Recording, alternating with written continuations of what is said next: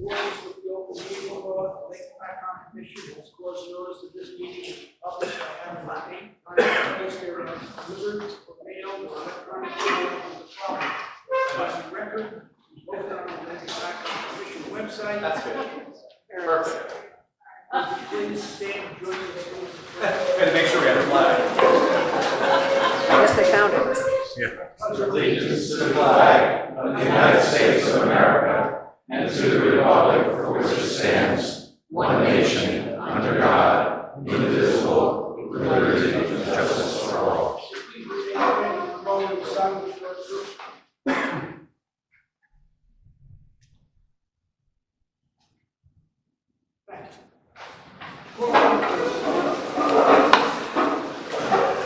Commissioner Crowley, Here. Fish, Here. Jarvis, McCarthy, Wazowski, Here. Cross, here, Travas, Here. Steinbaum, Here. Stevens, Here. Tessier, Here. Smith, Here. Dave Smith, no. Russ Susan, Here. that's it. I'd like to hold item 4 for later in the meeting. I have a motion to approve the minutes. We've got the minutes. Anybody have any corrections, additions?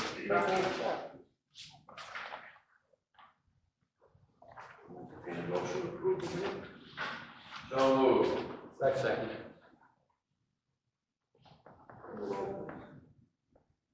Crowley, Yes. Fish, Yes. Wazowski, Abstain. Cross, Travas, Yes. Steinbaum, Yes. Stevens, Yes. Tessier, Yes. Russ Susan, Yes. Smith, Yes. We have the treasury report and also Mr. Congressman. As of July 31st, we have the commission has $114,084.17. There are 13 bills outstanding that total $18,645.98. Gives us a balance of about $95,000. Question, did our check from the state come in? No. That was due July 1st? Correct. Nothing has been any follow-up yet? no. We've not received any money for this fiscal. Is there a motion to approve the treasury report and the list of bills? So moved. Wait a second. Any comments, questions? Call roll. Crowley, Yes. Fish, Yes. Wazowski, Yes. Cross, yes. Travas, Yes. Steinbaum, Yes. Stevens, Yes. Tessier, Yes. Russ Susan, Yes. Smith. Yes. Correspondence? So we have some land use applications. Those are all available through our OneDrive account for the commission to review. Two that were kind of more larger applications were a request from the Windlass to install a seasonal ice rink. So that's available online. And then in addition, the Yacht Club is proposing an addition that was heard at the Mount Arlington meeting last month and will be continued into this month's meeting. We received a request for comment for a New Jersey Forest Service Forest Action Plan. So that was included in the packet. We received from Hopatcong a proposal for Crescent Cove from Evergreen Lakes. A response letter from Irving Dankworth, who was the land use application in Jefferson. They had an illegal marina that they were operating. So we received a response to our letter that went to the land use board. We were copied on a letter to Governor Murphy concerning the hack from Karen Rochelle.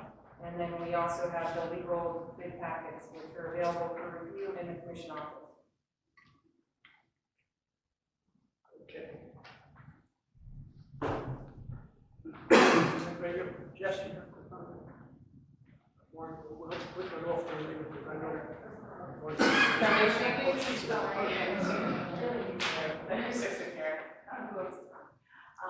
Okay, so I'm not gonna go into everything we have going on, but I don't want to step on like anybody who's, I think there's a lot of potential to move forward on some major projects and then some more short-term projects as well. I know, actually, I don't want to, I'll let you, Fred was at the meeting, so he will probably bring up to speed on all of that. We also were involved we were able to arrange services for a video that went out, I think probably 2 weeks ago now, that really promoted what you still can do at the lake. I don't know if you saw it, but trying to not, you can just try to walk that line, to take seriously the environmental crisis that we're facing, but also remind people that this lake is about a lot more than just swimming, and there's still a vibrant business community and things like that to support. So trying to walk that line, and I know all the mayors were featured in it, and so if you haven't had a chance to see it, it was a nice little video that kind of Done very well. Thanks. I shouldn't take credit, I'm not the one who did it. But those are kind of the main, I would say, coming from since last month, that's probably the most important things. And I'll leave it to Fred, who actually knows the scientific background behind everything we talked about today. The only other thing I will say is that we're meeting with the Deal Lake and Freewood Lake Commission and the Lake Island Commission, some people from the Lake Island Commission as well, next week to kind of, and Fred will be there as well, just drag you into everything, but to kind of talk about what we can do collectively as a group of lake organizations that have all dealt with algae blooms that are kind of constrained by the DEP's way of the procedures they put in place, and seeing what we can do to, what we can do to kind of talk to the, I don't know, I guess we'll find out what we're going to discuss next week, really, but it's about kind of using our collective power with these different organizations to get big projects done, and also to have a united voice when we work with the DEP going forward. So, sorry, that was very inarticulate. I don't really want to say. Is there anything, as you guys know, you're at that meeting too. Is there anybody have any questions?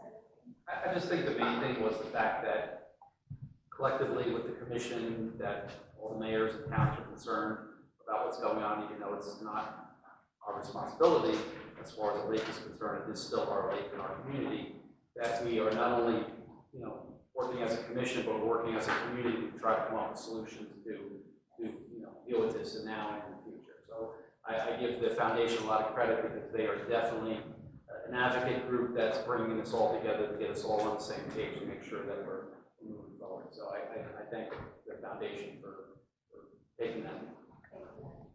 Oh, and hopefully everybody got a chance to come see the Smithsonian exhibit while I was here. No, it's not anymore, so you got to go to the millstone or something to go to. Thank you to everybody. We had, I think, 700 people come through to check out the exhibit. So that was great. Thank you, Eric. Thank you. Thank you. If you have any questions, just I'll be standing right here. Next is Richard Hydro, Dr. Fred. Again. All right. Okay, so I'll give an update on a couple things. So in the month of August, we conducted both the cyanotoxin monitoring as well as the water quality monitoring. So the water quality monitoring occurred on the 14th, so we're still waiting on the results of that from the lab. We did collect in situ data on dissolved oxygen temperature, and that will all be synthesized and put into the final report. But the cyanotoxin monitoring, I just want to bring that to everyone's attention. So we monitor for blue-green algae and cyanotoxins in near-shore areas along beaches, twice during the summer, once in July, once in August. We did this last year, and we've done it this year, so I'm just sharing the reports from the August assessment, which was done on the 12th. So we monitor for 3 different cyanotoxins, microcystins, which is the most common, as well as cylindrospermatoxin and anatoxin A. All 3 were either negative or below the limit of detection. So not only were they below the limit of detection, but they were also below what the threshold is for DEP. So no cyanotoxins. Now, when we collected samples for the blue-green algae, the cyanobacteria, all of the samples were above that 20,000 cell per mil threshold. So they varied as low as a little over 20,000 to as high as 77,000. So those concentrations are the level that DEP is concerned about potential harmful algae blooms. But I can emphasize that when we measured for any of the cyanotoxins, they all came up negative. So that report was submitted to the commission, and the water quality data will be synthesized. We have one more sampling event, which will occur in September, and then we submit the year-end report. So all that information will be available through the commission. We also conducted some quarry sampling, so the stream that comes into the northern end of the lake from the quarry drainage area, as well as a reference stream. I, this afternoon, received the memos from our scientists. Those memos will be forwarded to the commission. But overall, I can give a quick summary on that information. So in terms of alkalinity and hardness and specific conductivity, so these are various parameters that measure, the buffering capacity of the water, or how many dissolved substances are in the water. The stream that was coming in from the quarry had higher concentrations than the reference stream. What's interesting is the total phosphorus concentrations were the same at both streams, 0.06, 0.06. However, what we did see is total dissolved phosphorus was substantially higher coming in from the quarry. Almost all of the phosphorus coming in from the quarry stream was in a dissolved organic form. And then finally, the total suspended solids was actually 6 times higher coming in from the quarry stream relative to the reference stream. So the total suspended solids, which measures the amount of dirt in the water, was 18 from that quarry stream, where it was 3 in the reference stream. So that was a post-monitoring event, post-storm event monitoring event. We still have to do a baseline monitoring event yet to see what the concentrations are like during non-storm conditions. So just to let you know, that event, those data were collected. If you remember, about 2-3 weeks ago, we had that heavy rain of like 3 to 4 inches over the course of 48 hours. We sampled immediately after that. So we need to do some baseline sampling, say a few days of some nice sunny weather to collect that information. And then, as was mentioned by the foundation, we were at the meeting today with the mayors. There was a lot of good information shared. We're looking at various lines of potential sources of funding from a local, state, even federal perspective for a variety of projects. From small scale projects that would be focusing on beach areas to minimize or avoid these blooms, to the larger scale projects which really focus on the entire watershed. So we did discuss a number of those potential sources of funding. We have a game plan underway in seeking these funds and implementing these projects. Just to let you know as well, and I'd let the commission know, DEP requested that we supply some proposals for demonstration projects. We did that on behalf of the commission about 2 weeks ago, so I have not heard back from DEP, but they did request some proposals for demonstration projects, again, to directly address the issues with the harmful algae blooms in the lake. So we've been working on a lot of different areas in terms of acquiring funding to address this problem. So I could go on, but I'll let the commission speak about the meeting as well. Does anyone have any specific questions? Yes, Fred. What's the implication of dissolved versus the not dissolved phosphorus? Well, what's interesting is, so the total concentrations were the same. But what's interesting is from the quarry stream, it had a high amount of dissolved organic phosphorus. And organic phosphorus is something that actually blue-green algae prefer, because they have some enzymes called alkaline phosphatase, which can cleave phosphorus off of organic compounds.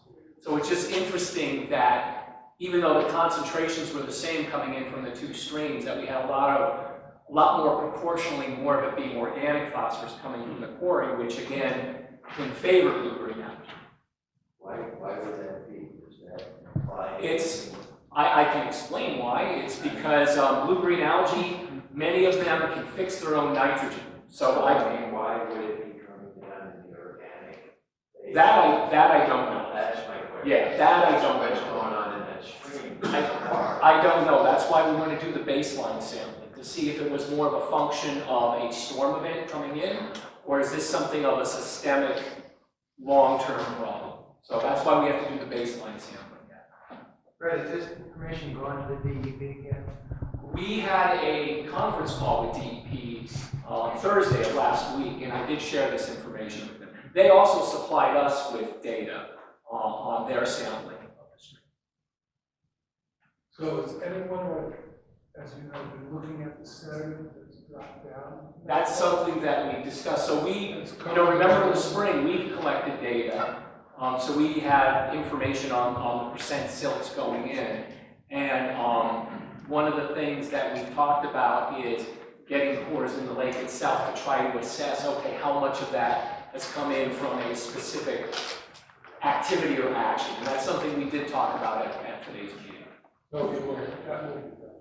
We will be looking into that, yes. Why do you have the floor? When we get to the wheat harvest, we'll all see that there's much less weeds that were harvested this year. And our experience in general has been much less weed growth on the entire lake. Can you explain why that's the case? So there are a number of factors. The extended drawdown.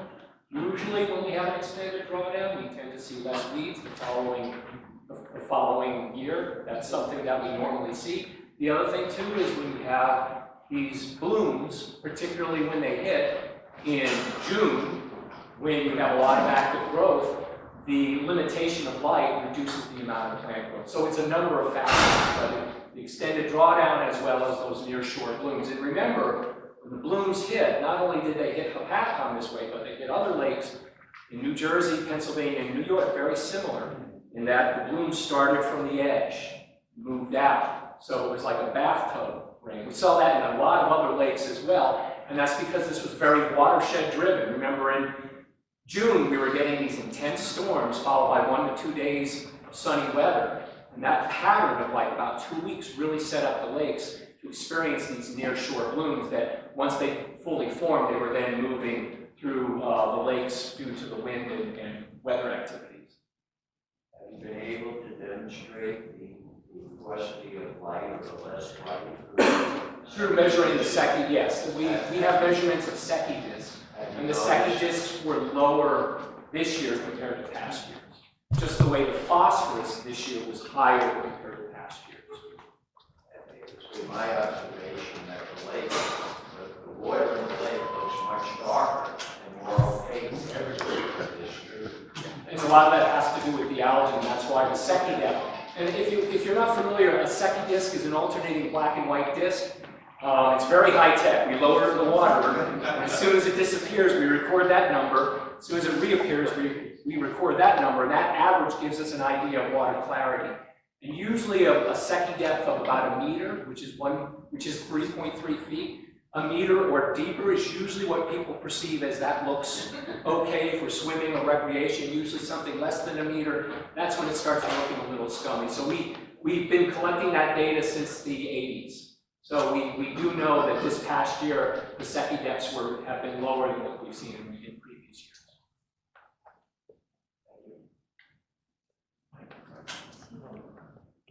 Excuse me. The comments Is it okay? Yes, but I don't want to get into the public discussion. We've got a chance for the public to raise questions. We'll still be here. Oh, okay. Okay, so, I don't want to repeat everything everybody else said. This is our second meeting, and we discussed that the best way is to get everybody together, the 4 towns, and the commission, and the foundation, to all work together as a team. That's the way I think, listen to us, we'll have a stronger voice. We did look at demonstration projects from around the lake, storing and cleaning out the catch basins and all of that, and studies of how it would work. And so we, again, 3 sources, the Highlands County's council, we're going to work through the congressman in the area to try to get some federal funds. The DEP, of course, has got these grants they issue. And, but one thing that we do know, we don't know, is that we're underfunded. So thanks to Dr. Steinbaum, he gave us some figures back from a couple of years back, so now we just have to inflate them and maybe adjust them. Not inflated. See, Adjust for inflation. yeah, Bring it up to the standards. so that was very helpful. We gave out the copies to everybody, so what you have here, so we need to deal with that. And one of the things maybe that we could demonstrate some immediate things, because a big thing is the stormwater law, that's hurting us. If somehow the commission require, not to do but you, one of those vacuum things, and we have it, and it's a shared service. Four mayors sat there and committed to it. I don't see a sign of thing for each of the board now. That they would provide some staff to us, who provide them one person, and go around and clean all those storm drains, because they don't have the money, each of them, to buy a machine. Why should one buy it and give it to the others free? So if we could get something, we could start immediately to pack those storm water. So that's where we are. We're now going to put together a paper so we can get our budget to some realistic number. So we can go down here and ask for that. And we need to try to ask for some emergency funding maybe to get us going. Plus these grants. Now, the trouble with grants is there's a lot of strings attached to them. And not so much for action, but so much for testing and proving that something's wrong. Then you got to find funding how to fix it. But we're working on it. We're pretty close now to getting our thing together. And so we can get something down the track and we'll try to get some action out of it. Because we want to get jump on it now so we don't have this, at least to this extent next year. Did you discuss sewering? Part of that is in sewer, because 40% of that, according to Fred. Yes, that's why we want to get the stormwater and the sewer part of it. The stormwater is 40%, the sewer is 40%. Hopatcong has one particular place in Crescent Cove that they're ready to try to do that, because there was 50 homes there, just as a demo. Like, if we did this and they dropped, okay guys, here's the proof, let's give us the rest of the sewers, because this is a big thing for us. So he did say he was ready to. Yeah, and I can add to that what we're going to do, so we're finalizing that watershed implementation plan, which is an update of the restoration plan, and we want that plan because when you have that, it puts you high on the list for federal and state funding for a variety of projects.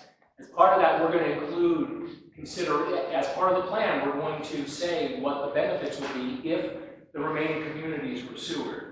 So, based on the model that we used 12 years ago, we're just going to update it for this existing plan and say, if the remaining towns were sewered, what would be the reduction in phosphorus? So we are going to do that. And that mini project that the borough of Hopatcong suggested of the 50 homes, we're going to specifically use that and say, okay, if these 50 homes were sewered, what's that reduction in phosphorus? And then we can plunk that in and say, what's the reduction in terms of algae growth? So that will be part of the existing plan. We can get around a regular maintenance of storm. That's another thing. That's not a lot of money to get something immediately to show. Now there's a lot of other ones. Jefferson needs some sewers. Yeah, and I'm not going to take any credit for it, because I don't think Clancy's here.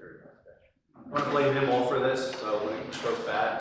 Political career first time. I'm the new mayor of Jefferson, so long before my time, but Jefferson did a sewer study back in 2002. Tim knew that document existed. The document's probably about that big. And Tim's been poring over that for the last few weeks to kind of help revitalize, Jefferson. There's a lot of hurdles. There's a lot of things have to fall into place for it to really happen. And the big thing is obviously funding. And what changed from 2002 till now is the Highlands. And Lake Shawnee was put in the preservation area of the Highlands. So in order for this plan to work, we met with the engineer, designed the plan last week. that Lake Shawnee component has to be there. So we're gonna meet with the Highlands to see if you know, if there's any, whether or not they're even entertain, you know, us, you know, as a preservation area. Everybody knows, I don't know if everybody knows, but they don't allow sewer in the preservation area. So we have to get a special exemption for that section. But it's a unique land use category. What's that? It's a unique land use category Yeah, that they have, even though it's preservation. right. So we want to see if we can entertain that. That's the first component. And the second component is whether or not there's adequate funding out there, because, you know, you're talking millions and millions of dollars. And in order to make it viable for our community and residents, there's got to be adequate funding to offset some of those costs. So we are in the beginning stages of that. We are looking at it just because of the situation we have on Hopatcong, and we are, you know, Hopatcong's, I don't know if you're half sewer, 3/4 sewer. Jefferson, you know, we have sewers in certain parts of town, but certainly nothing around. So we are looking at that to see if it's viable. And Lake Shawnee, if my numbers are correct, 27% of the feed is going to Hopatcong. So by not doing that, you're pushing it up from there. So, That's right, you gotta go all the sources. yeah, go downhill. Okay, so that's where we're at. We're making progress, a little slower than a lot of us would like, but that's the way government I works. just have a question. Has the state given any consideration to tying into sewers at the state park? There are sewers right there. I believe we're working on a project. You're the only one who talks for it, not I. I think we had to work on some stuff, and I believe the project got approved, and hopefully that should be happening Give next us an year. update next time. Sure. Okay, so now, you want to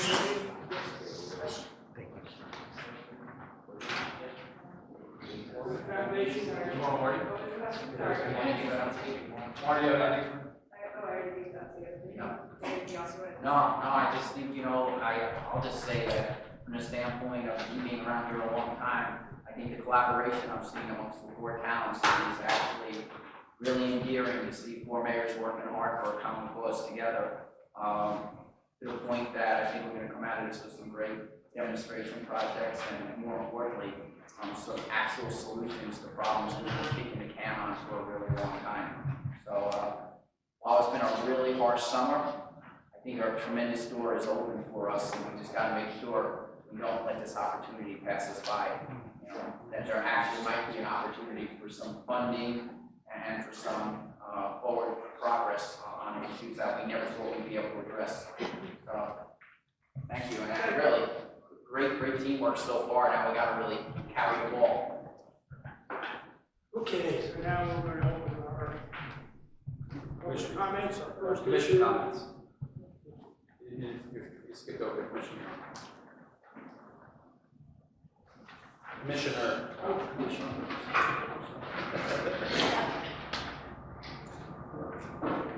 Ed, you got anything? We'll start with you, we'll run down the Okay, well, as a fairly long-term commissioner and just about lifelong resident, I'm really frustrated and upset.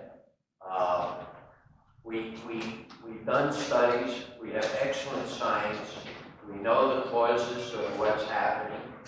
Of course, the first cause is global warming, whatever you think about it, with these very heavy storms, short, heavy rainfall, with increasing temperatures.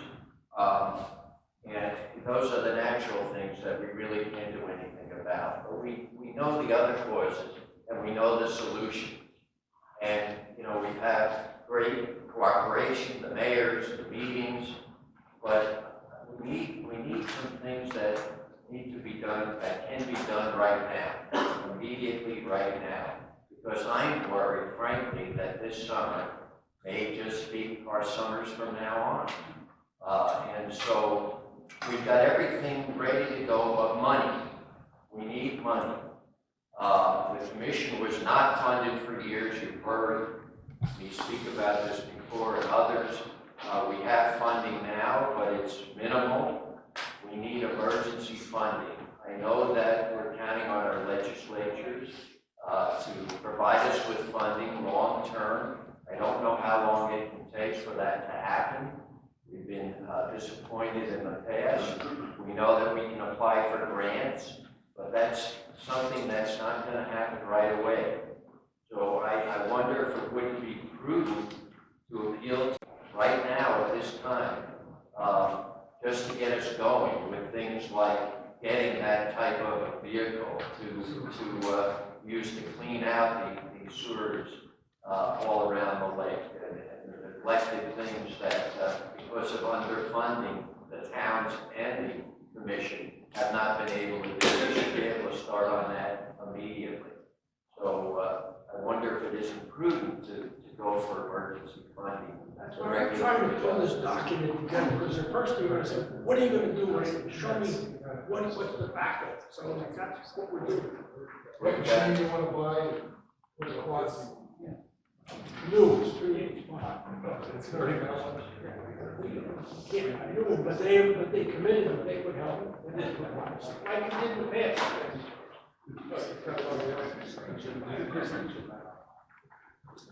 So, all right. I want to add to what Greg said. Yeah. The key is money. But it's not always just grant money. It's got to be consistent money. This is where I think that we've had trouble all along. You can't plan without having a budget, consistently getting the money matches the budget. Plan dictates what the things that we can do, how much money is needed. I've been on this commission, I think, 5 or 6 years, and the problem's always been that. And we started off with very little money. What we see is we need a lot more money. And consistent. I think that 2 other things. We need DEP approval for pilot demonstration. But there's been many things talked about in the last couple of years where we say we'd like to try to do a small study, right? Or yours. And we get answers that are no. And that gets very frustrating. Because they're pilots. They don't all have to work. But we should be trying something.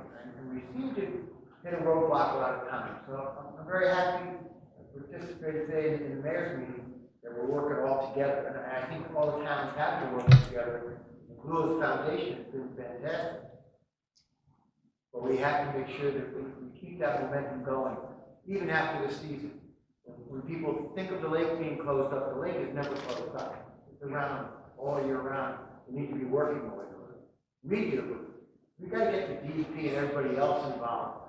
Understand that this is something that goes on 24 hours a day, 7 days.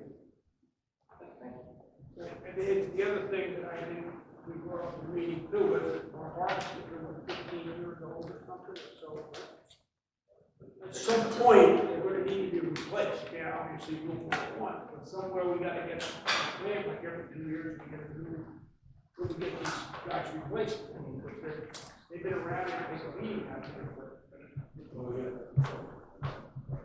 Yeah, just one comment. I agree with everything the 2 commissioners to my left said. I'm sure we all agree on that, and we need some action from the state. We need the funding.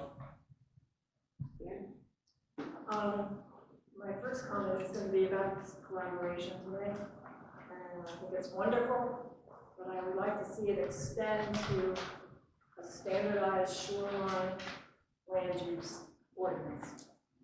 Because there's so many fluctuations in land use Yeah, each town development. does something different.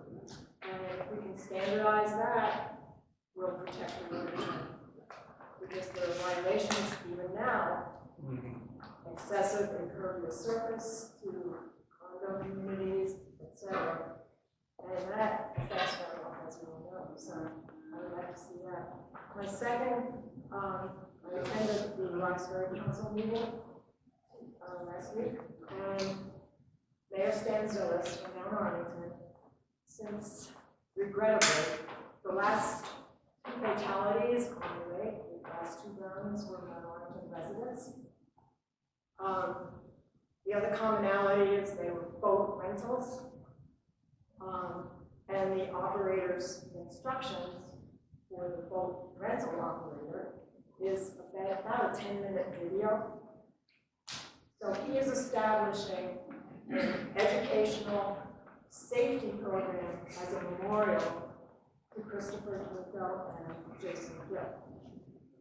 And so that's all, we're all going to be, all the towns are going to be part of that. And you just insist, you know, we asked the state police and insurance, because that's mentioned today too, to enforce that everybody should have a life vest on when we're boat, not just in the boat, but both of the people who are in the water without a vest. Well, he explained rather terrifyingly that pontoon, did I ever hear of the tunnel of death? No. I don't know how many of you have ever heard of the tunnel of death with the pontoon boats. And that's how these two young men died. We need to enforce, I mean, through boat safety. Like before they take that boat away from that marina, they have to know you can't be in front of the gate.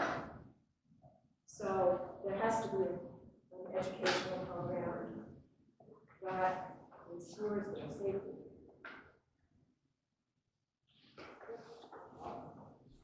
I kind of agree with what all the commissioners say. I do say this should be really a wake-up call for everybody. Crime is continuing to change, and you don't want to be in a position of looking back and say, we should have done something now in 2019 when the lake is in really much that worse condition. What's going to happen unless you address the 40% from the storm sewers and the 40% nutrient loading from the sewers? I mean, I don't see a lot of choice. I do think this is everyone's problem, so it's everyone's responsibility. So I'm saying it's the state's responsibility, it's the cities, it's the counties, it's the homeowners, it's the businesses. I think that everybody should participate in some way. It's all there. Everyone's in the game. West County, Sussex County, the state legislature, DEP, all municipalities have land use boards, and they are this week granting variances, and they have been since I've been on the board, for more impervious coverage without any environmental mitigation. I mean, how can you keep doing that? I don't understand. And then we have zoning enforcement and environmental commissions, I think, should get much more involved in all these municipalities. You know, the foundation, the commission, the homeowners, and the businesses. So they all, everyone has to be behind this. It costs the homeowners some money, and the county some money, and the municipality some money, and the state some money. That's the way it should be. So they say I already pay too much taxes, I shouldn't participate. Is it going to help in the long term? I agree with everything that's been said so far. The conversation about the lake and the problems is greater now than it's ever been, as long as I've been listening. The four towns are meeting and have agreed to shared services on the machine. If we can afford to buy a machine, which is absolutely terrific. Everything is done, and the commission works their butt off to try to get these things done. But it seems like everything stops when it gets to the state. And I just hope that the state will open their eyes and ears and realize that we can only do so much with $145,000 a year that we haven't gotten yet. But we're committed. Should be committed. So I just hope the state will participate with us in working to help clean up this lake. Why you mentioned money from the state, not even when you put the request the whole $500,000, and they can send us a bill what it costs for the refund. Because accounting wise, it's not a good thing. You're supposed to get the $500,000 and then pay out. So it's not like a net thing.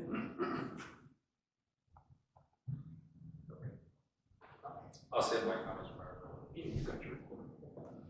I have a little bit add what's already been said, but I would like to bring to attention the Star Ledger, the largest circulating paper in our state. The front page was the Hopatcong page. it was a 5 or 6 page, full page article, and it's very interesting. I mean, I don't understand science probably the way I should, but they got data from NOLA and all, 3 or 4 people from here, Tim, and you were quoted in there, and Marty, different people, talking about the New Jersey, I think they said it right after Alaska, right in that group of states where the temperature is rising so quickly. It's one of the most quickly rising in temperature. All New England, but Rhode Island and us are too high. That's a big problem with what's going on right here. And whether you believe in global warming or not, after you read this, I think you might. There's many doubts after reading this. If you haven't seen it, you ought to look it up in the internet. It's really interesting. And it really pertains to this. Could you repeat where it was? Front page of the Newark Star Ledger. The pictures of our lake on the first page. Just this past weekend? Yeah, last time. The original Washington Post. Well, it might have been comfortable, yeah. Oh, I saw the Washington Post, all of that. But it was Sunday's front page. Just a couple things. You know, I represent the county as alter commissioner for Morris County. I got to put both hats on as the mayor now. As we mentioned already about the mayor's meeting, very productive. We've had 2 meetings so far, and very hopeful that hopefully we can, you know, get some things moving and, you know, projects and hopefully get the commission funded through some appeals. But, you know, one of the things too is the public here doesn't hurt for you to blast off a few emails to the governor's office and the DEP commissioner, because they're the ones who hold the purse strings. And, you know, we're going to try our best to meet with our representatives, but really what it comes down to is what is the governor's office going to release and help properly fund our lake. So we're going to do our best to try to get that funding, but definitely the public can help by getting, you know, letter writing campaigns, emails, whatever, to the governor's office. Encouraging, I'm an avid voter on Lake Pacon, I'm a patio boat on Lake Pacon, and I was out all day yesterday, Friday night, and it's encouraging to see that the lake is starting to come back as far as people being on the lake and utilizing the lake, and definitely more boaters. Byron Cove was full yesterday. I will attest to that. It was a Byron Cove yesterday. Not with the loud music, but definitely encouraging to see more people, more activity on the lake, because it was, as many of you know who live on the lake, it was a month ago, it was desert. Very desolate. Very little activity out there. So it's encouraging to see that come back. A little late in the season, unfortunately, but encouraging to see it's coming back. As Ann mentioned, I've been in contact with Mayor Santillis of Mount Arlington. I mentioned to the other mayors today at our meeting. You know, 2 tragic events this year with voters, and Mayor Mike Santillis was saying 2 victims from his own community. We're going to get together with and do some type of a campaign, safety campaign, with the foundation, state police, and the organizations we get involved. I've reached out to Atlantic Health Systems. They have a program. We've been doing it in Jefferson for many years. Kids Safe. It's a life vest safety program for kids. They offer all kinds of programs, safety type programs. So we're going to utilize their services as well to help us put something together, because, you know, as I was out there on Sunday, I'm watching a guy in the back of the patio boat sitting on the deck of the back, watching a skier or a tuber being pulled, and, you know, it just, people don't get it. And I don't know if they don't understand the rules or what it is, but as Ann said, it's kind of ridiculous that a renter can watch a 30-minute video, but you and I, who got a proper boat permit, have to take an 8-hour course. It makes no sense whatsoever. So those are things that we have to work on. So my 2 cents. Anyone in? No, I mean, I was at the mayor's meeting today. I thought we're making good progress. To echo what everyone else said, and hopefully we can get some funding for the commission. Now, the public, I remind you that people sign up to do so. I'm going to hold everybody in 2 minutes. And so everybody can have a chance to speak. Agenda items? Agenda items. Which portion? Ken's asking, is it an agenda item or is it open? Agenda items only at this point. You want to make make some general comments about the kind of things we're talking about that are not on the agenda, save for the second public portion later on. We'll stick to that, because we want to get our business out of the way, and we can not conversate. Anybody have any questions Before we about the get agenda? started, just before we get started, I just ask that everybody state your name clearly for the record, and just at least the town where you live. You want to go by the list or start with the list? You start with the list. Why don't we start with the list there, Commissioner? Yeah, you can. Okay, we got Save it for the end of the second. Okay, before you start the clock, I'd like to. Anybody have any agenda items on? I got it. He knows the routine. I want to just ask before you start running the clock on me, I have two things of great importance to discuss today. I'll wait till the end.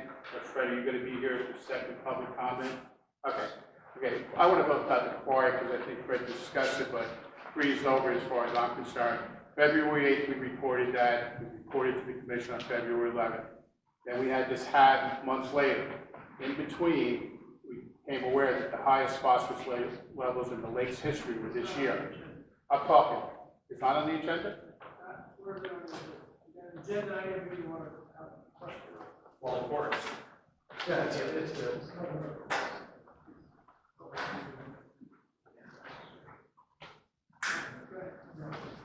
You want me to sit down and wait? No. You want to get that, I mean, after his report.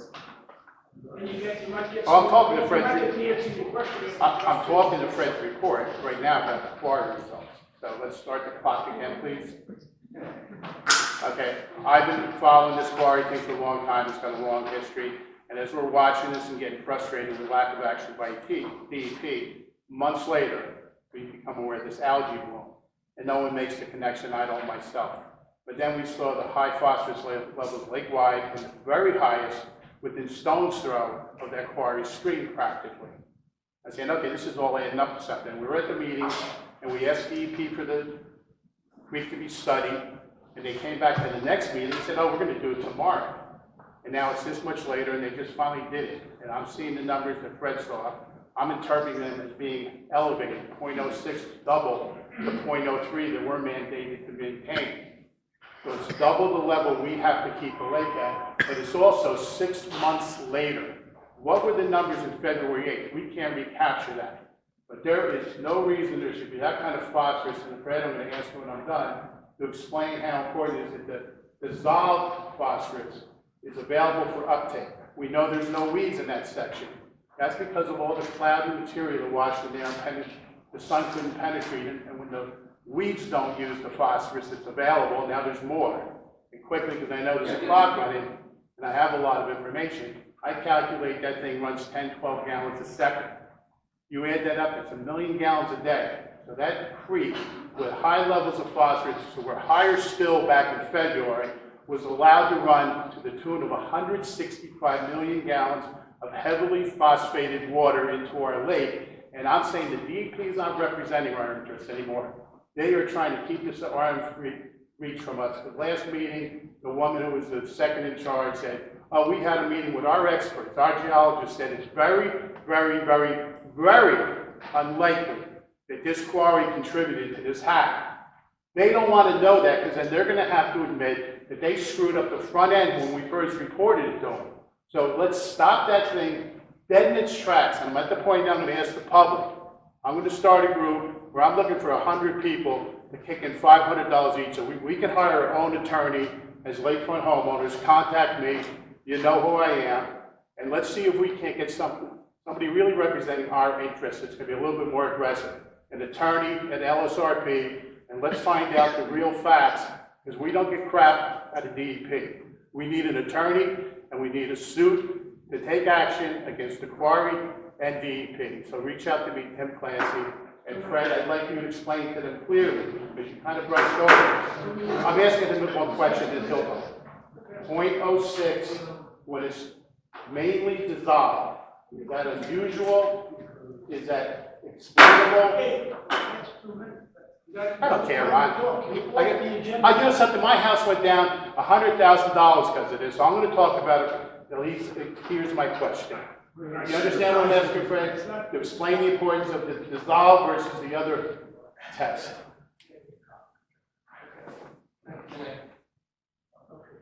Anybody else want to speak? Agenda items? Any of the items we got listed on the agenda? So after, and Josh will represent, we, Melissa, will get past that and maybe that will answer some of your questions. Maybe if you still have questions, then we can get it when we get to this. Okay. Anybody else want to speak? What are the agenda items? Yes. Is the Lake of Hopatcong on the agenda or is that not? Anything that's on here. Anything we didn't- The second portion we can talk about is Anything. So I can't ask any questions about Lake of Hopatcong right now. So we're going, It's not on we're all the talking agenda. about. Just look at the agenda where it says, once we get past our business, then you can ask about anything else. So then entertain your questions then. Yeah, I wanted to say something about, you know, we're famous. The New York Times has a whole page on Lake of Hopatcong and what's going on. The Washington Post also had a big page about that. Everybody's talking about it. I just wanted, and I'm here only the first time, but I've lived on the lake for 50 years. Summertime. Is there anything that the individual can do? Is there anyone using phosphate on their lawns at this point? Is there Probably phosphate? not. The problem is, some of the phosphates getting in, you don't know that, because they use homeowners. Well, has there been anything, does everybody know that they mustn't use phosphate? I think most towns have an ordinance against using it. Well, the audience is being inspected, the other But, thing is. but, you go in the yard and see what's in Well, no one sent me a little letter that said you mustn't use phosphate, and I think that should go to everybody. The other thing I wanted to say, I thought that every 3 years you had to empty your septic. Lake of Hopatcong. Not around the lake. There's no state. Jefferson has that ordinance, I just had mine. Is there a state law that says you have to clean your septic out? Hopatcong is getting back to that, and I don't know, Roxbury is sewered except for the state park. It seems to me that Sewer, so, yes, once Hopatcong does it. what I was getting at, is there any law that can help us out? Is there any law that is about The septic? ordinance will help, because if somebody doesn't pump their septic out. I was thinking of any legal action that we can take. Can you say your name, please? Your name? My name is Alice Freud, Spell your last name. F-R-E-U-D.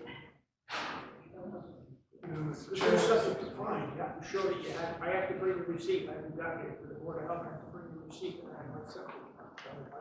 There are laws on the books, yes. Well, then maybe it's- maybe Many that's towns the- have ordinances for against phosphorus. Jefferson has a septic management ordinance, okay, but it's obviously not the solution, but it's one of the tools What in the I toolkit. think is, if there's anything legal that we can do, if there is something that's written down, maybe that's what we do. By the way, have you ever contacted the Sierra Club? The one here in New Jersey is very active. I'm sure they're involved in some way, shape, or form. Well, I haven't heard about it, but, Yeah, their representatives came to one of our meetings. they did. But I And then they think, left. but you have a very good point. It might be good to put something out for what homeowners can do on the lake. More education is always a good idea. Even beyond what the ordinances require, what they, because not all the septics go through. Just as an aside, the foundation is posting lake-friendly living, and about things that homeowners tend to be doing around the lake.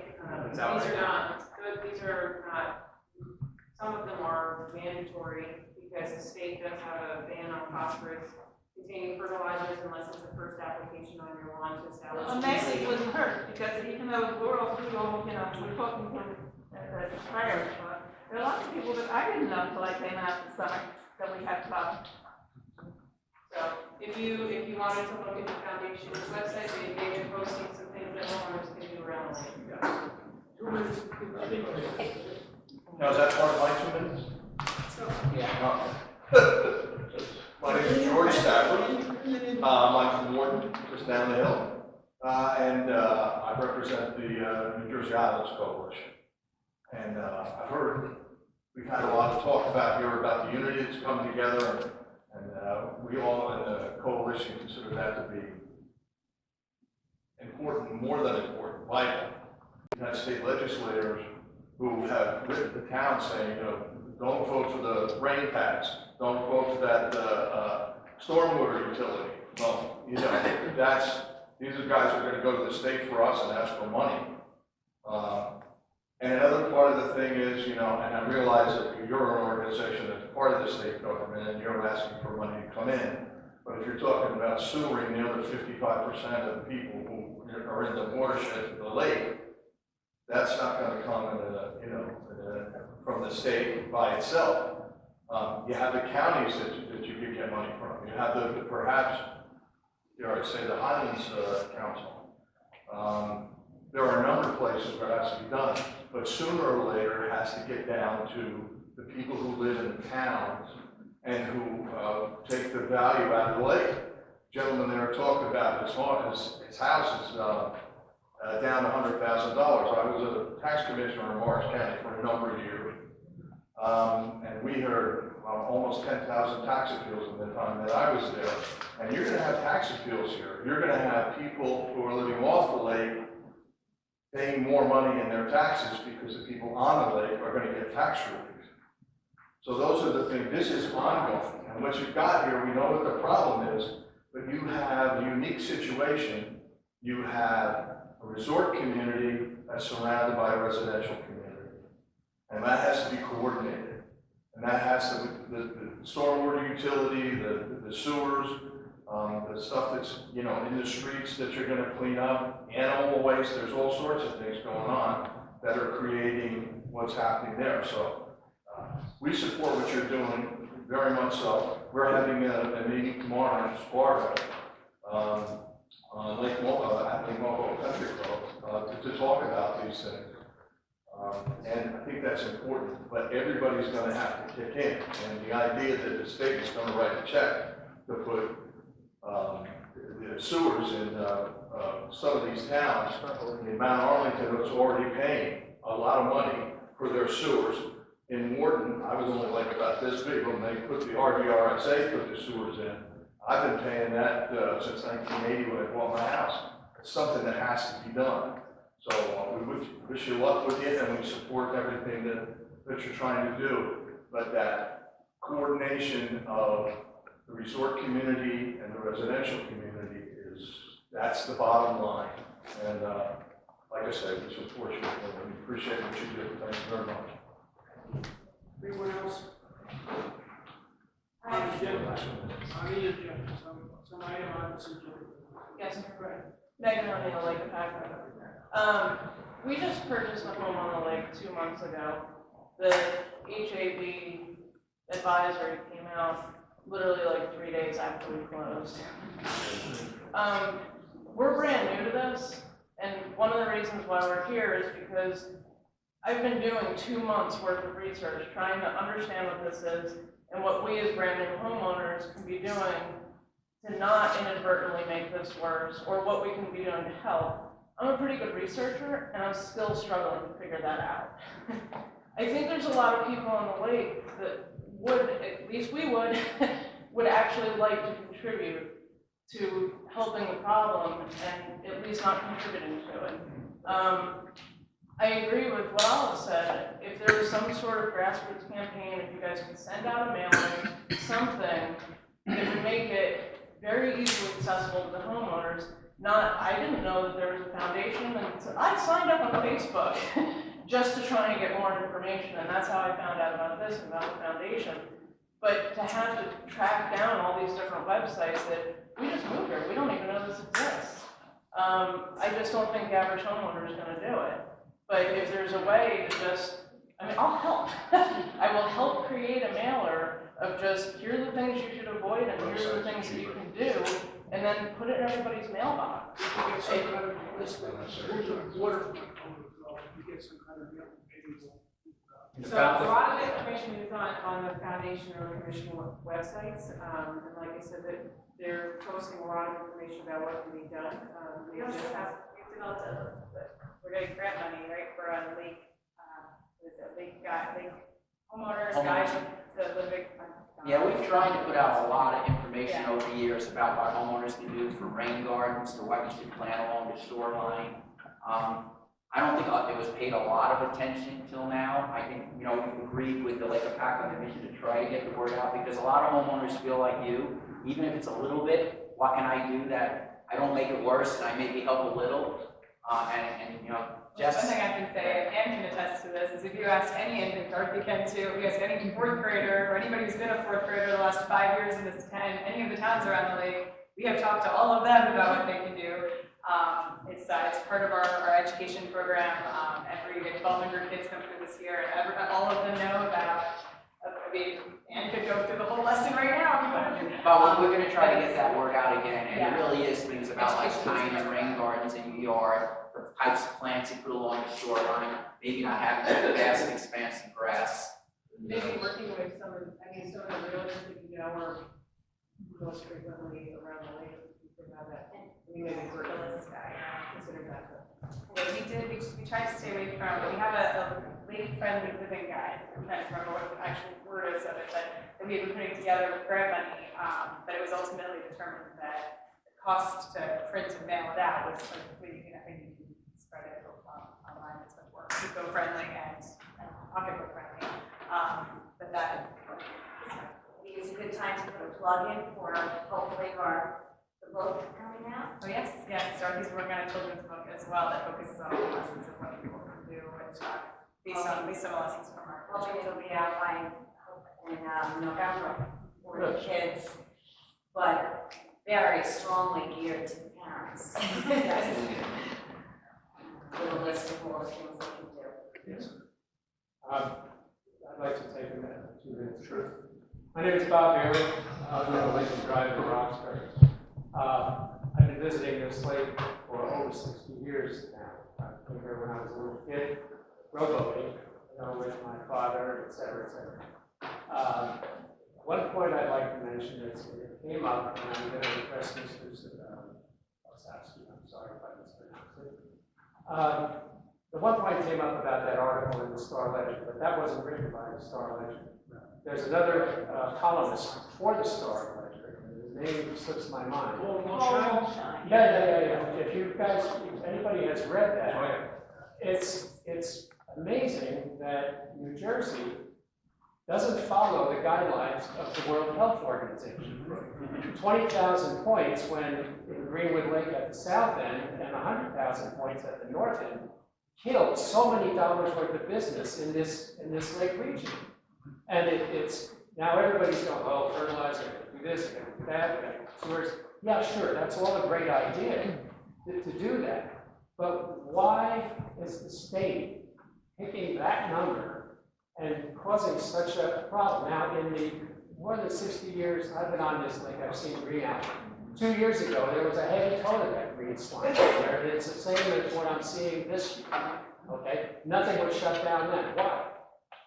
Well, somebody mentioned the rain tax thing. That's a possibility of why. And that really ticks me off. There's politics in the back door. And it's going to cost us all a hell of a lot of money. And it's just not right. Why don't we get on the ball? Why doesn't the DEP get on the ball and say, listen, 20,000, let's check what the specs are for the World Health Organization and other surrounding states. I don't know, If I could just address it briefly, there is some variability throughout the country on what the standard should be, and they're working that out. The science is evolving on this as we're moving forward and learning more about what the consequences and the testing has improved recently on detecting these things. So we've been attending things, and there's still a lot of unknowns. So I believe DEP is in the process right now of reviewing what their numbers are going to be, and we'll see what. The reason, too, is I don't have a lot of faith in this DEP since I live on Mooney Mountain. I don't know if you remember that, about 5 or 6 years ago. Maybe just get to what we're talking about. No, I'm just saying that was a big botch on that department. And I just hope they're not going to botch this thing as well. And that's just my point. Now, you're talking about the number, right? Brett gets it. But it's really kind of over most of our head. I was on a boat yesterday on a family, this is a true story. A young girl was out there, 15, 16 years old, she told me June 22nd, she went swimming with her mother. Before the advisory, right about that advisory, went, 4th of July weekend. She had 104 people, was in the hospital, they couldn't fix her, they didn't know what was wrong with her, mother had an upset stomach before she got her. But even at 20,000, it is making people sick, somebody had rashes, I mean, people do get affected, even with the local. Well, back in the '60s, I used to swallow the lake water inadvertently, you know, you fall off the water ski. And, yeah, it would make me sick, but back then it was oil. Let's move on. Anybody else? Is it on an agenda item? It's listed here for action. The only thing Absolutely. something on here for 5 minutes. Absolutely. So, first on the water level update, I called the DEP because the water level's been great, and that's been our saving grace this summer. The lake stayed high during the horrible time, and the DEP was right on top of it. They closed the dams because that was a suggestion I made years ago. That when we were already overflowing 12 CFS over the top, we saved 3.3 inches a month by keeping the dam closed. So they really helped us keep it high. On the wheat harvesting update, I watched the harvesters and they're just running and they're empty. They're literally not pulling up anything. And yet, you know, I'm an administrator on Citizens for Action, which in answer to someone else's comment, you know, is a forum for all volunteers, no employees, but everybody just tries to help each other. So there's a lot of comments, a lot of notes about, you know, studies and reports and information, and different groups are putting information. But clearly, Crescent Cove and Kings Cove are a lot of people reporting problems. It's also got the highest bacteria levels on the whole lake in Crescent Cove, and their algae is caused by an excess of weeds. So please, just if you're not harvesting somewhere else, people were supposed to call, but if you could send the harvesters to Crescent Cove and Kings Cove, that would help greatly.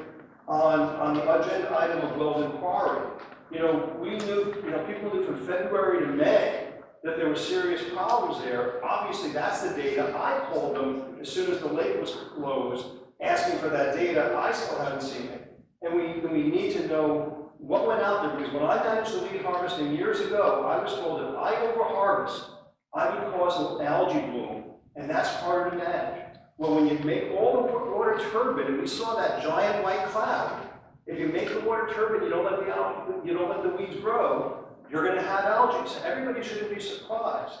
On the water level management planning, we know that I met with the DEP and did a presentation. We had a special meeting where I and Dave Jarvis, the Morris County Commissioner, presented. I presented the Untitled Chapter. Well, I think it was 2 minutes per agenda item. Anyway, what was that? I want to volunteer again for any water level management plan. On your historic file scanning at hard drive, I was asked by the DEP to break into a couple of the LHC computers a few years back. So one of the, I don't.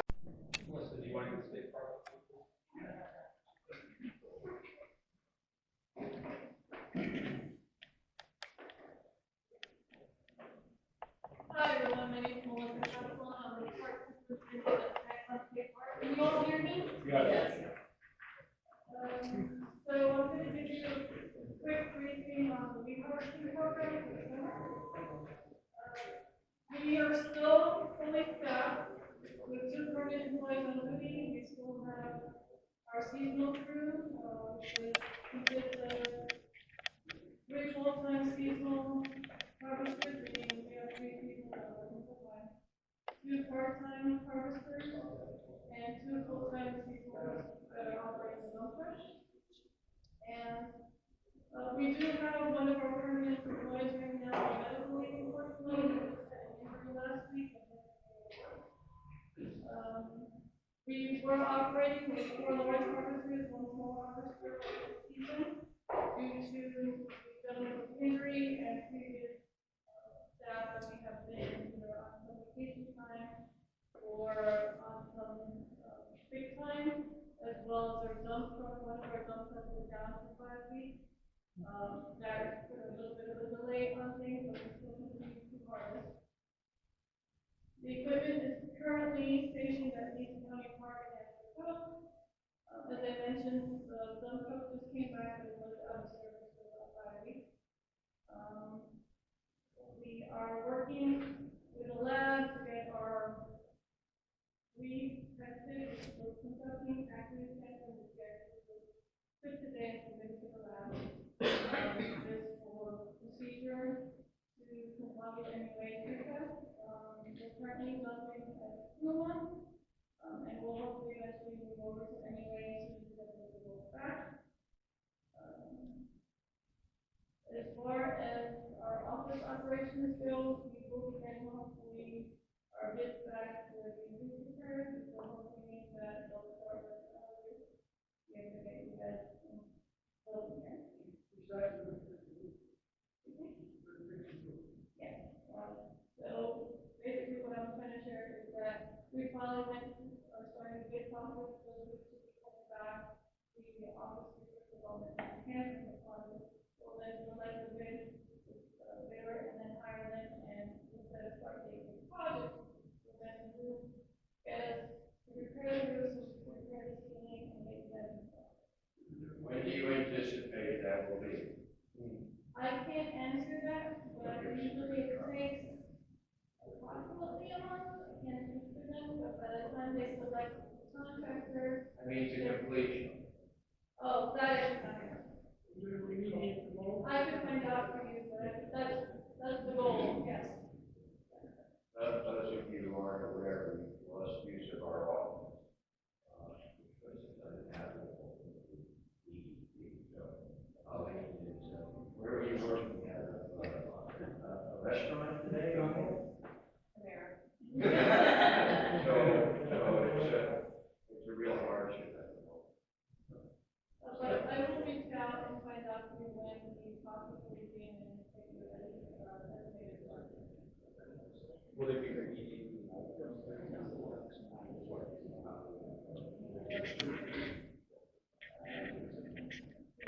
Your line, I just communicated today to take your line to the meeting office and have so they will be getting back to me when they do that. Yes, correct. You said something that I just wanted to say. So if the group gets an annual meeting or they will sign it? Well, you need to fix the roof first before you can fix the inside. I'm not sure if it would just be one big process and fix it and then another big. I have no idea how that's going to address, but I'm sure it's going to address.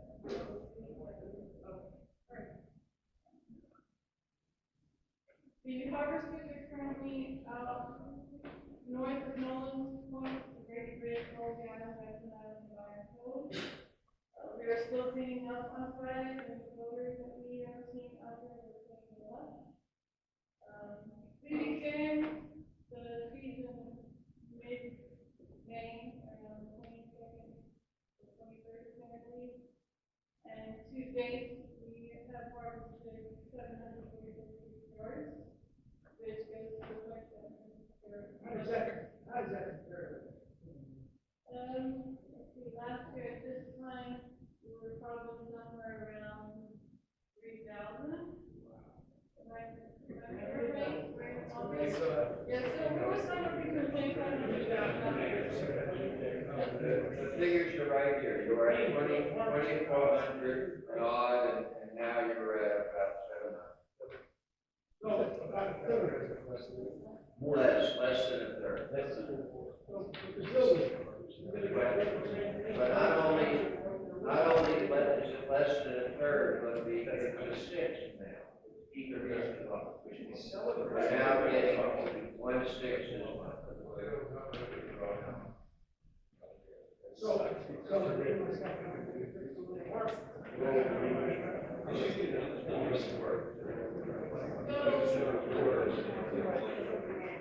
basically, that speaks to the fact that yes, we had a 5-foot drawdown, and that doesn't affect the ADS.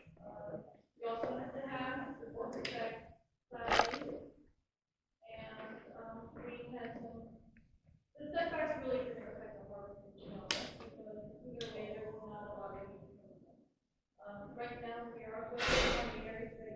about it, but they have not been put in. We did focus basically around the Hopatcong State Park for a couple of weeks. We did a full week with training and also in the area. And then from that area from probably Virgin's Island, Hopatcong, and we were there for probably another month also. The rest of the season will be focusing around these areas. As far as our pad monitoring goes, DEP will continue to monitor the areas that are still coming up with hits for pads.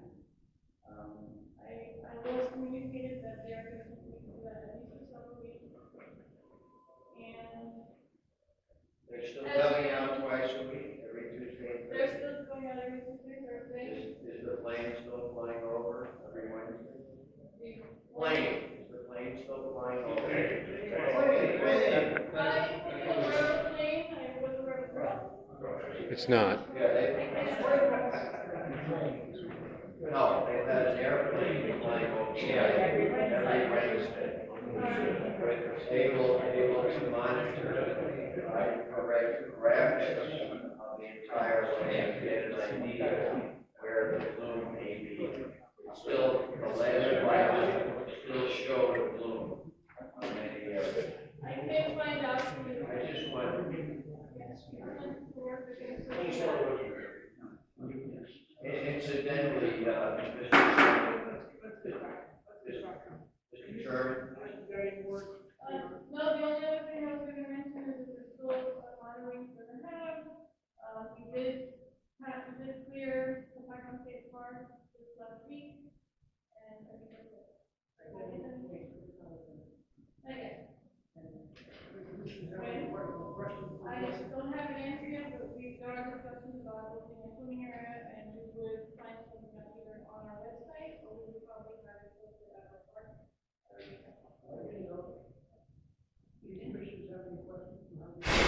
just wanted to let the commissioners know, I know Commissioner McCarthy is not here, would be interested to know that the DEP has been borrowing our outboard 2 days a week for their monitoring.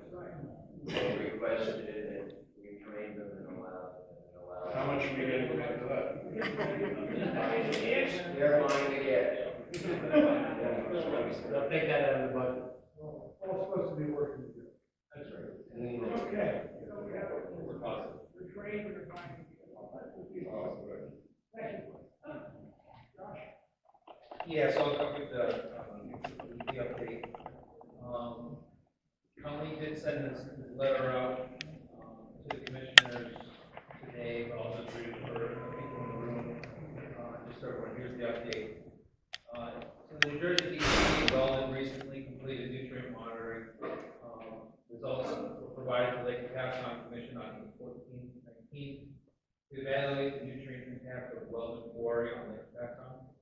The initial data suggests that Weldon is a nutrient source to Lake Hopatcong, but at relatively low levels.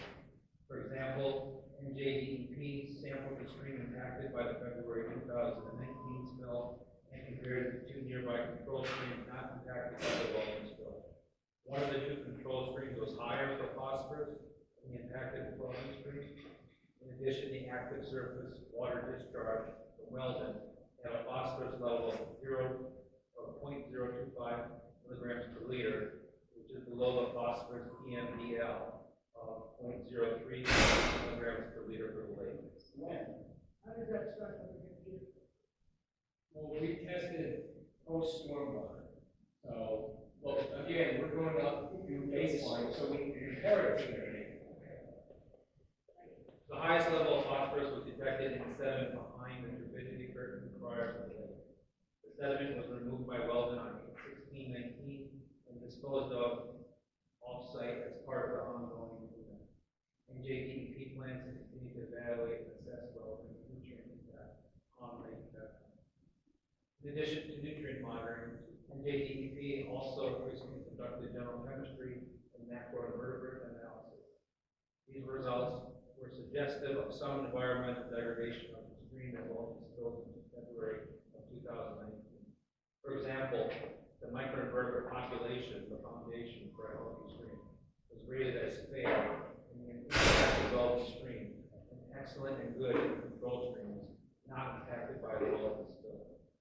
additional parameters that would be associated with the sediment spill, including total suspended solids, total dissolved solids, and turbidity, were all notably higher than impacted well streams in the ocean.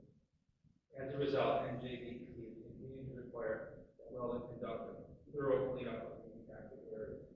To that end, Weldon recently added additional leaf bales and silt fences, now totaling 7 locations to the stream, that will provide additional filtration and sediment control collection. Weldon also recently has done completed sediment removal in front of the turbidity curve prior to the lake. The next phase of the cleanup will include a project to remove sediment from a longer stretch of the stream. The enforcement case pertains to a violation associated with the February 2019 incident remain open and active.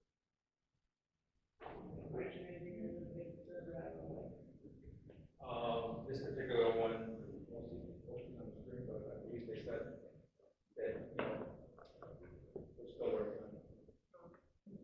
There was mention of possible use of funding for some of the funds in the bank. So there has been mention, but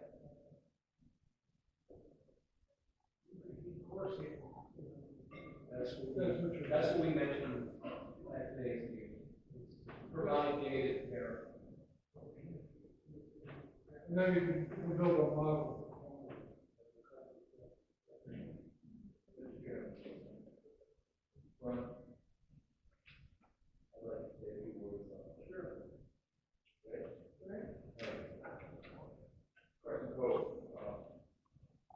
Really, you don't know me, I'm waiting to fight for it on the mayor of that. And I kind of take it personally, that the problem that I like to have through. And so to the point where we've all been working together, we meet with the respective mayors, foundations, and commissions.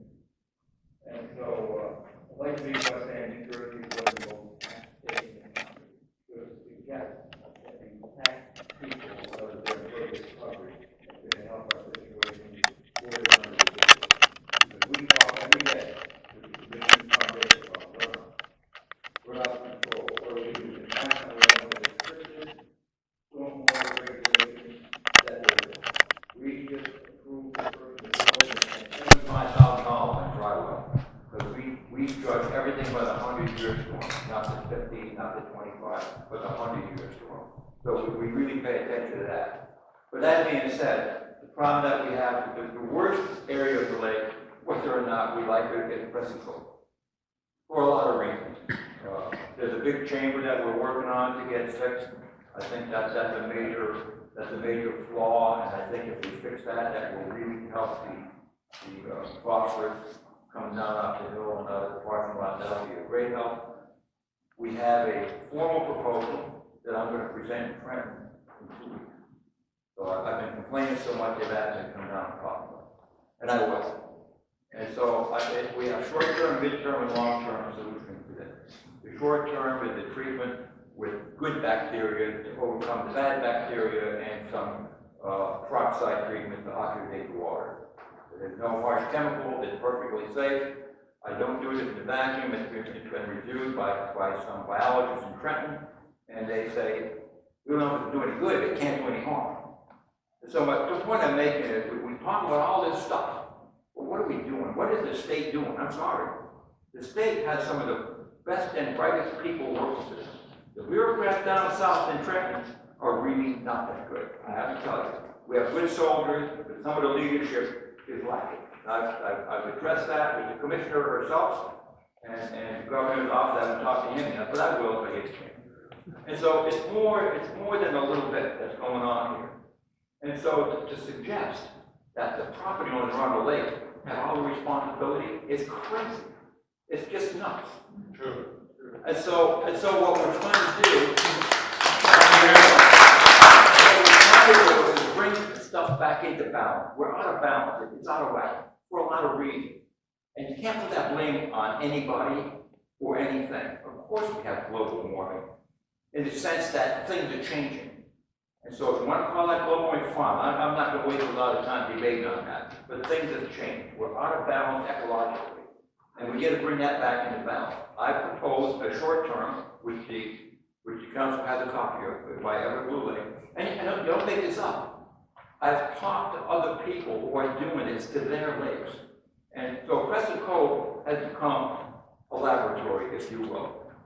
That's what I intend to make it. I intend to prove, using technology and hands-on stuff to do, that we can make this the cleanest cove in the lake, instead of the one with the more problem. And we do that with current technology, and by looking at what I think, this is not the first lake that has blue-green algae in the least. As a matter of fact, it's not as bad as some. There's Lake Heritage up by Gettysburg. That was on the swamp. It's about 200 acres. So what I've done is I've taken a big model and a small model. Crescent Cove is 90 acres, and I want to make that a 90-acre model of clean, clear water, if the state will allow it. And so this short-term, very short-term plan, someone actually proposed to the DEP, to the commissioner, that, you know what, give us permission and we'll do it. You know what the answer was? Nope. That's the truth. And so, and the midterm is to do something permanent, like, oxygenate the water and look at that. And the long term, which I've already asked my engineer to give me a shovel-ready plan to store Hudson Avenue from end to end. It's true.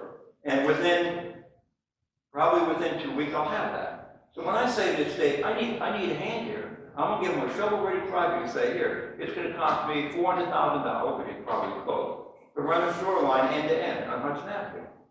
50 homes. So you want a model? I'll give you a model. They asked for a demonstration model, and what really gets you is we gave them one. We gave them one. No response. And probably, quite frankly, they don't intend to do anything until this stuff is over. So we have the whole winter to talk about this. This is God's honest truth that I'm telling you. And so if the state does anything before the summer, I'll be surprised. But I have to tell you that we're taking this serious. The 4 mayors are dead serious about this.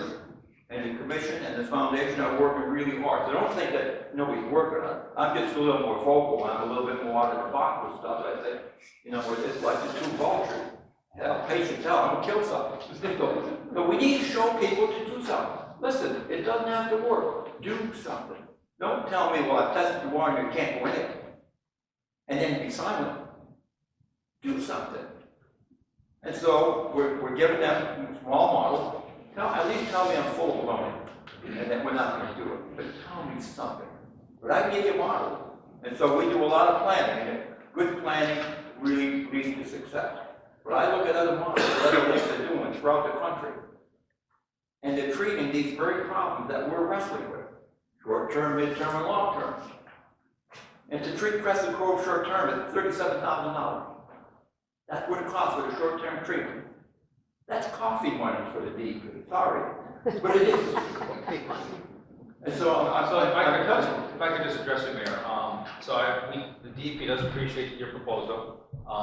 As Dr. Lovehouse said earlier, he's also put in some proposals for demonstration projects. If I could just, for 1 second, because you made a lot of statements about the DEP. So we are in the process of reviewing those projects, and ultimately, I'm sure something will be detected. I don't do that personally, but we're working on it. Yeah, I understand that. So we're working.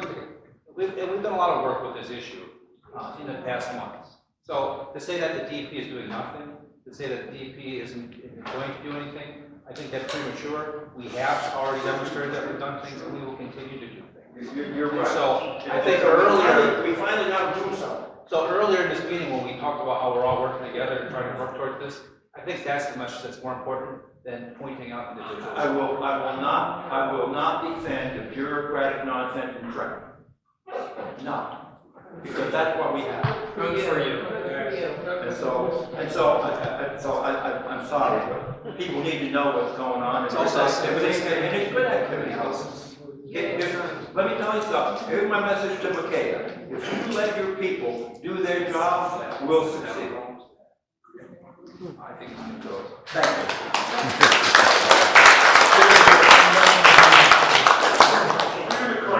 What else is on this? So from the DEP, we still have Two more items, right? So, we're still working on scheduling the water level management planning revisions as well as the initial CSC meetings. As you can only imagine, with this HAB issue, all energy has been focused on that. So I just brought that issue up again, so hopefully I'll have something more to report at the next meeting. The next issue is the MOU between NJDEP and the Lake Hopatcong Commission for the weed harvesting. Some of the stuff that's been asked is you're looking for the final cost of the program for last year. We are currently just finalizing some of the numbers to make sure everything's completely accurate. It does look like there will be some money coming back due to the fact that we didn't spend as much money as we anticipated on weed harvesters this winter. So we do expect some back. Hopefully I'll have more information on that for the next meeting. You're gonna, at some point, get that other small harvester. Yeah, as we said, as we have time, we'll work on it and again, we'll be able to.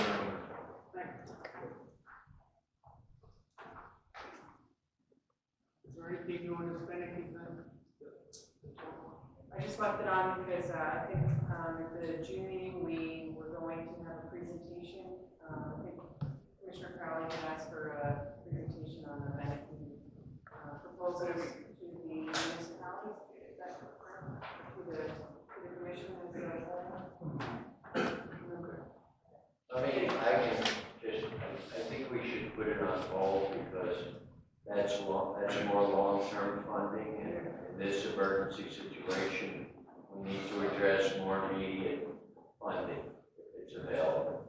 In terms of the historic file scanning and the hard drive download, we have all our boxes scanned. I have them on a thumb drive that I need to start working my way through. And so any commissioners who would like to help in that effort, welcome. And I also took the hard drives that we found in the commission office to Best Buy and have them download what's available on those. So we have that also to go through. The grant with the League of Conservation Voters is finished up now. We submitted our final report in July. When are those new grants Different, so that this is the League of Conservation Voters grant that we work with, that would be different from the Highlands Council grant money, but I did, Todd and I attended a meeting with the Highlands Council, and they did inform us that, the funding that we received, the funding mechanism that we received our watershed implementation plan funding from, has been expended, but they're open to funding the commission through our municipalities. So How much funding is available? it would be based on the project, I believe. President Deal will speak to that more. Or we actually have a member of the council here if she would like to speak to it, Carrie Reeves here. But I think it's based on each application. So we spoke about that this afternoon. I have a few questions for the Highlands Council to iron this out. So each municipality was at the meeting. I have some questions to answer to the Highlands Council. Once I have those questions answered tomorrow, then we'll start seeing what funding is available for the municipalities based on their needs. And then the last thing is the ice retardant system. I think that we're supposed to be making a presentation, and I think Dan is going to make a presentation on that. So that's put on hold from the HAB. So at our next meeting, maybe we'll revisit that issue and try and get some with that conclusion. That's it. So that's it on the old business.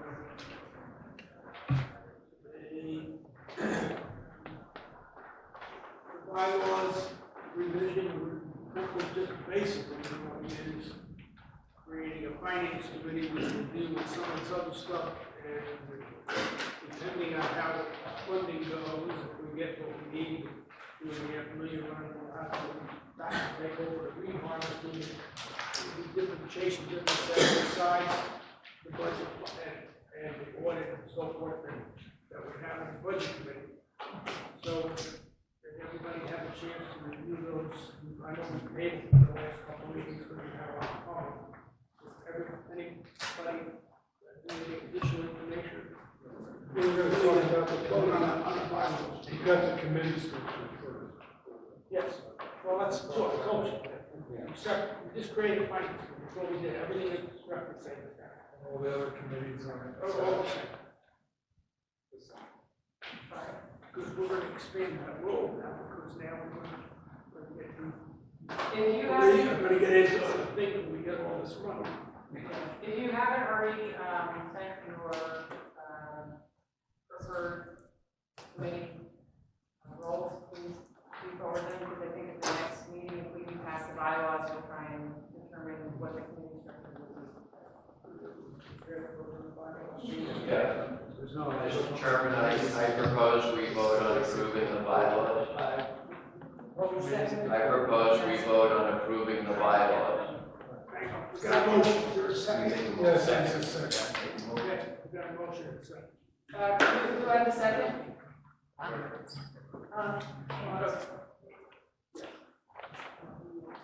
Crowley? I got a question first. This is resolution 1908? Yes. That we're voting on? Yes. Bylaws, yeah. And this is just saying that it's allowed us to change the bylaw? No. I'm reading the resolution. Where's the resolution? Show me the resolution. No, this resolution, the bylaws were revised, and the old bylaws and the new bylaws are quite similar, and they both require a vote by the commission, two separate votes, one meeting apart. So this is the first vote. First reading. The first reading. Second. And so this Like is. an ordinance, yeah. What, 3 months? Yes, Yes. yes, it was We've been busy with it. Thank you for the clarification. I vote yes. Fish? Yes. Wazowski? Yes. Ross? Yes. Steinbaum? Yes. Ross? Yes. Stevens? Abstain. Tessier? Will Susan? Yes. Smith? Yes. Before we open to the public, I made a motion to move to executive session. I did have two things that I didn't have on the agenda, just to mention really quick. In the commissioner packet was a proposed cost for me to attend the NOUNS conference. So I don't know if everybody had a chance to look at that. And then the second thing is that if I can get somebody, if there's anybody available to attend the Hopatcong Land Use Board meeting tomorrow night, so that I can attend another meeting on the stormwater meeting that was mentioned, so. Everybody has availability, please just let me know. 7:30 tomorrow night, the Hopatcong Municipal Building. The one application that we did have a letter on, they're holding until September 3rd. So we've already commented on returning application. We'll just be going to listen about what happens on that application and any new information they have on a short-term rental ordinance that they're proposing. That's about it. So vote 1 and 2 of the new application. So there was one new application, which is being postponed, and the other application for 40 Byron Bay was already heard. We submitted a letter back in January or February, and they're just coming back to resolve orientation of their boathouse. The granted variances. The granted variances. They already The other granted. variances, right? The granted variances, minimum size.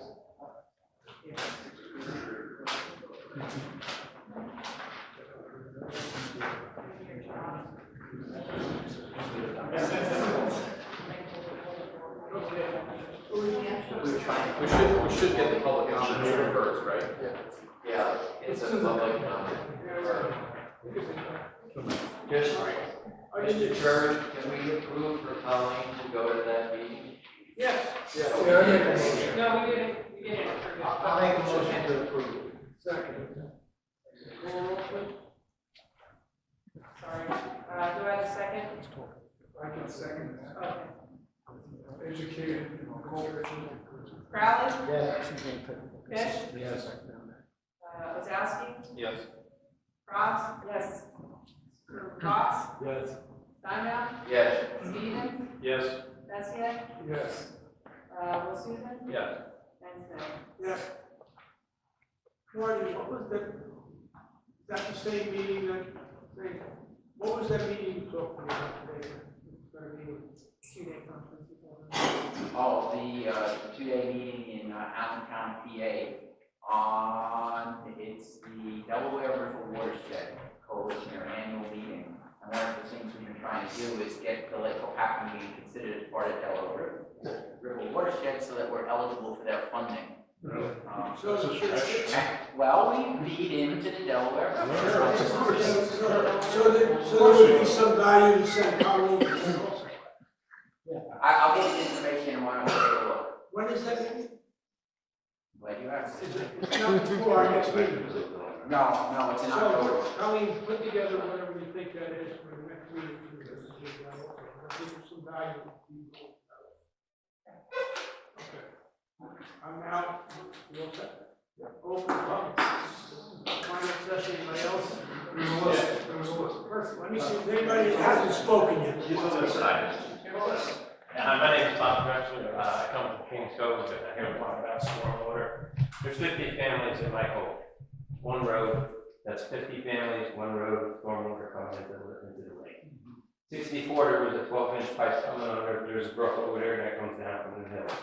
In the 80s, we bought it, that's at Roxbury, put a 3-foot pipe in there.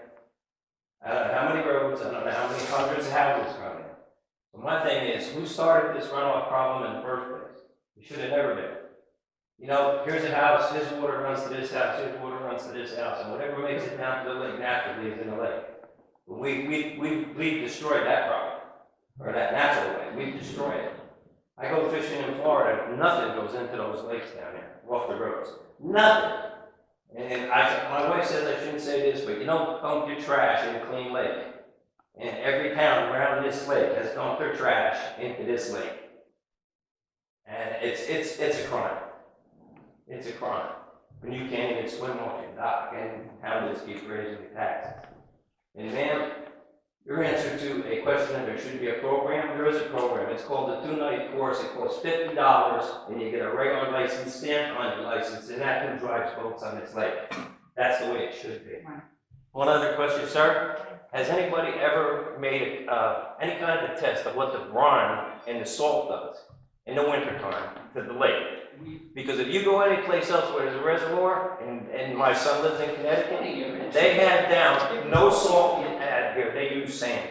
My master's degree just happened to be on the impact of alternative de-icers and de-icers on lake ecosystems. So I know an awful lot about that, and the commission has brought that to our attention, that they wanted to investigate into this. Now, a lot of the road salt that's going in, the road salt itself, the amount that's going in isn't having a direct negative impact on the lake, but what it is having an impact on is when you do have a lot of road salt, it kills a lot of the vegetation.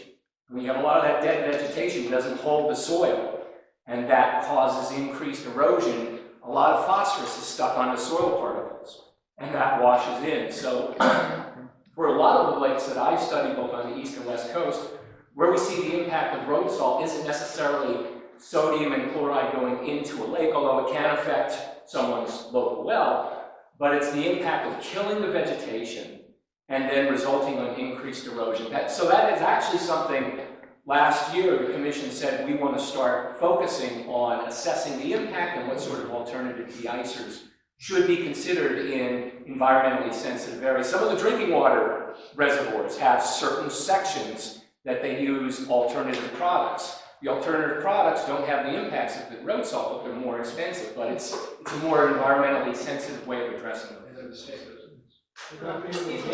And if you want, Fred will go out with you and have a beer and talk more about it. Marty's lying.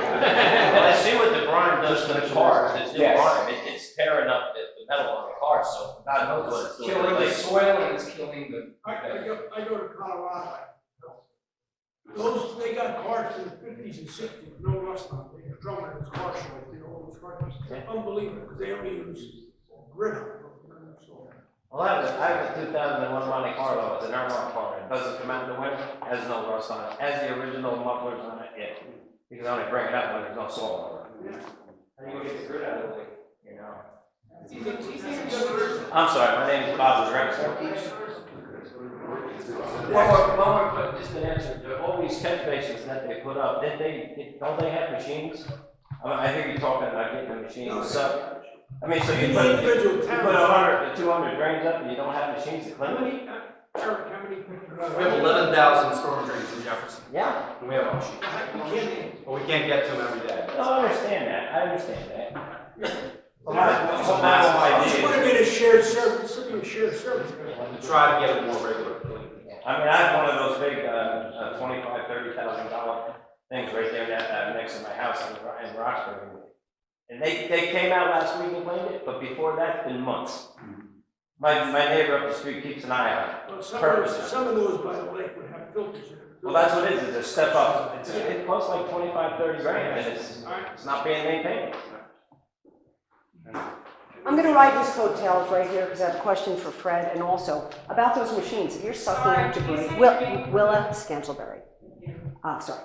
So if you're going to suck out and clean out all the debris out of all the different stormwater drains, is that enough? Because isn't it the particulates and isn't that essentially all the nutrients? Or shouldn't there be filtration in all of them? We actually talked about this quite a bit today. So there's a combination of things with a lot of these catch basins. So the ones that are more recent, they have a drop inlet, or they have the multi-chamber baffle boxes. Those are the ones that are settling the particulates. And when you settle particulates, you can remove about 30 to 40% of the phosphorus. If you add, like you're saying, the filter, and we talked about that, and then there's a variety of products that we want to test in Lake Hopatcong to identify cost effectiveness. How much does it cost relative to how much phosphorus it can remove? Depending on the material, you can remove between 80 and 90% of the phosphorus, and the advantage to that is you're removing the dissolved phosphorus, which is really the candy to the algae. If a phosphorus ion is stuck to a soil particle, like I mentioned, it takes more energy for the algae to get that, but if it's the dissolved phosphorus, that's the stuff they can suck up right away. So we're looking at, having these units, these vac-haul units to clean out the particulates, which will remove some of the phosphorus, but we've also talked about sleeves and these filter socks, and we've also talked about, if you have 11,000 of these, you're not going to install them in every one, but what you're going to do is you're going to be a little more strategic and look for those areas that are draining into like an adjacent drainage area. So instead of doing maybe 20, doing maybe 3 at the bottom of that drainage area, having a larger system, and then replacing one of those sleeves in there. So we talked about that quite a bit, and doing assessments to determine which would be the most cost-effective. Are these the demos that you talk about? Because you're saying demos. Is this the demo, or you have other things? The demonstration projects are really focusing on in-lake projects. Can you give us an example of what such a demo is? So circulation and aeration. Another one was, instead of using copper-based algicides, using strong oxidizers like Green Clean. The advantage to that is it tears apart the algae cell, and according to the manufacturer, it also destroys the cyanotoxin. Now, that's what they say. I would like to see some scientific evidence of that. If you kill it, isn't that when it releases the toxin? See, that's exactly what so if you use copper, you're lysing the cell and the cyanotoxin then goes into the water. Right. What they're saying with the oxidizer is not only are you lysing the cell, but the oxidizer will also break down the cyanotoxin. We'd like to see if that's the case. So that's another demo project we'd like to do. I can say we've done similar demo projects for lakes up in New York, and we've seen some positive results on that in New York lakes. Another demo project would be floating wetland islands to remove nutrients from the water column. And then another is an ultrasonic unit, which pulses out a sonic wave. And what happens is blue-green algae have these gas vacuums, which allows them to move up and down the water column. That's why they make those surface stones. So the sonic ultrasonic unit disrupts the cell, so it can't make those gas vacuoles, so they sink. So those, when I say demonstration projects, we're looking at in-lake, but then there are these other measures we're talking about for the watershed that are more than intermediate and long-term. And doesn't brine kill zooplankton, and zooplankton eats algae? So doesn't Yes. brine, Yes, so but- brine does have a direct But impact. keep in mind too that most zooplankton will not eat blue-green algae. Because the blue-green algae are larger, they're filamentous, that's why they make those particles. And the cyanotoxins, they don't taste good. So what we do with the zooplankton, but you're right, zooplankton are very important because they will eat the other algae, which can make the water look cloudy. But if you have a nice crop of zooplankton, it will take care of those algae that can be a nuisance but are not causing cyanotoxins. And they're the base of the food web for the small fish, which favor the large fish. So the zooplankton are very important animals. And you're right, the road salt can negatively impact. So my real question, that was just based off of his coattails right here. Brad, will you hand this up to them? This is Crescent Cove last week. 5 years ago, I presented pretty much same kind of a spread, but it was from 5 years ago. So this has always been a problem. Yes, Crescent Cove sucks. We all know it's the worst part of the lake. But I've been there almost 30 years, and it has been getting worse. And this, by far, is the worst year. And when they test in the middle of the lake where no one swims, or they test over by the bridge where there's a lot of boat traffic. Why? They should be testing right along our shores where all of us live and all of us pay our taxes, where people would want to swim. Yes, they haven't lifted the ban from our cove, and we're not going to swim, but this is so bad. You can't tell me this is not toxic. And 5 years ago, when the photos were as similar as they are in this picture, DEP did come out to my dock and they tested, and it was toxic. So this is toxic on crack, I'm pretty sure, but I can't get them to come out and test.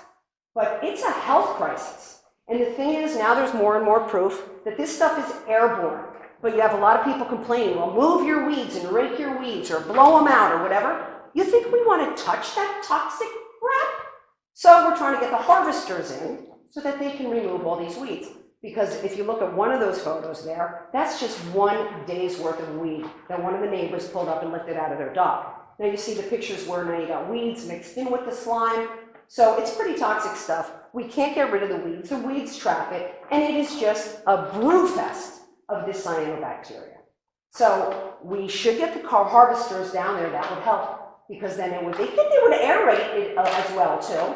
You know, and if a couple people put on bubblers or ice eaters or whatever it is to create water movement, you know, that's beneficial too.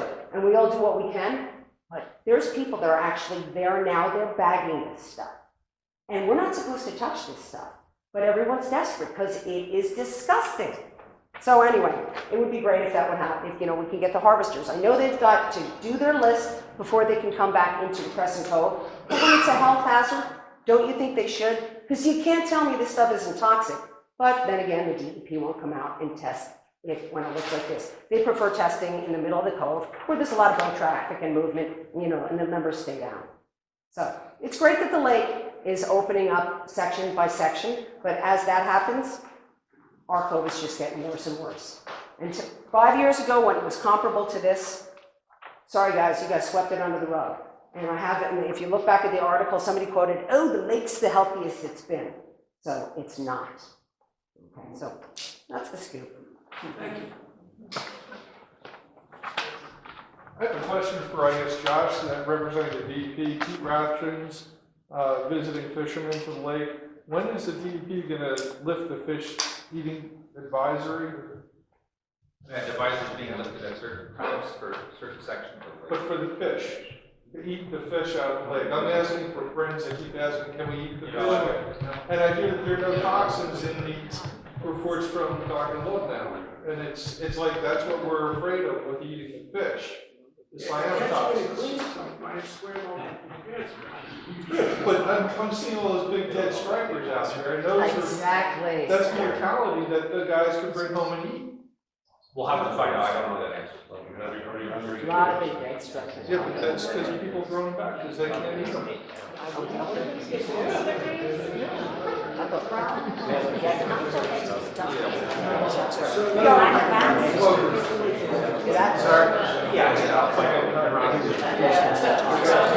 Yeah.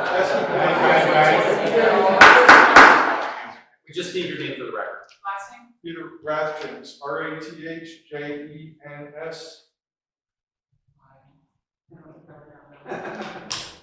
Anyone else? Yes.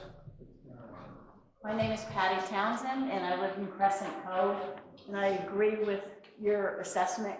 I've been there for over 20 years. I have to say the weed harvesters have done a good job, but this year, I thought maybe they weren't coming because of the bacteria. It's bad back there. Sorry, I just want to provide some info. We usually go to Crescent Cove in the beginning of the season. It's one of the first places we go to because we know how bad it is. Yeah. We do have to address other areas. The machines are slow. So we do our best. We understand your issue. And I do get calls all season. I mean, this particular summer, I wasn't there to receive calls, but usually I do get calls. I receive multiple calls from that. I understand you, but we also have to address it. You know, based on your needs, I would need to leave somebody there all season.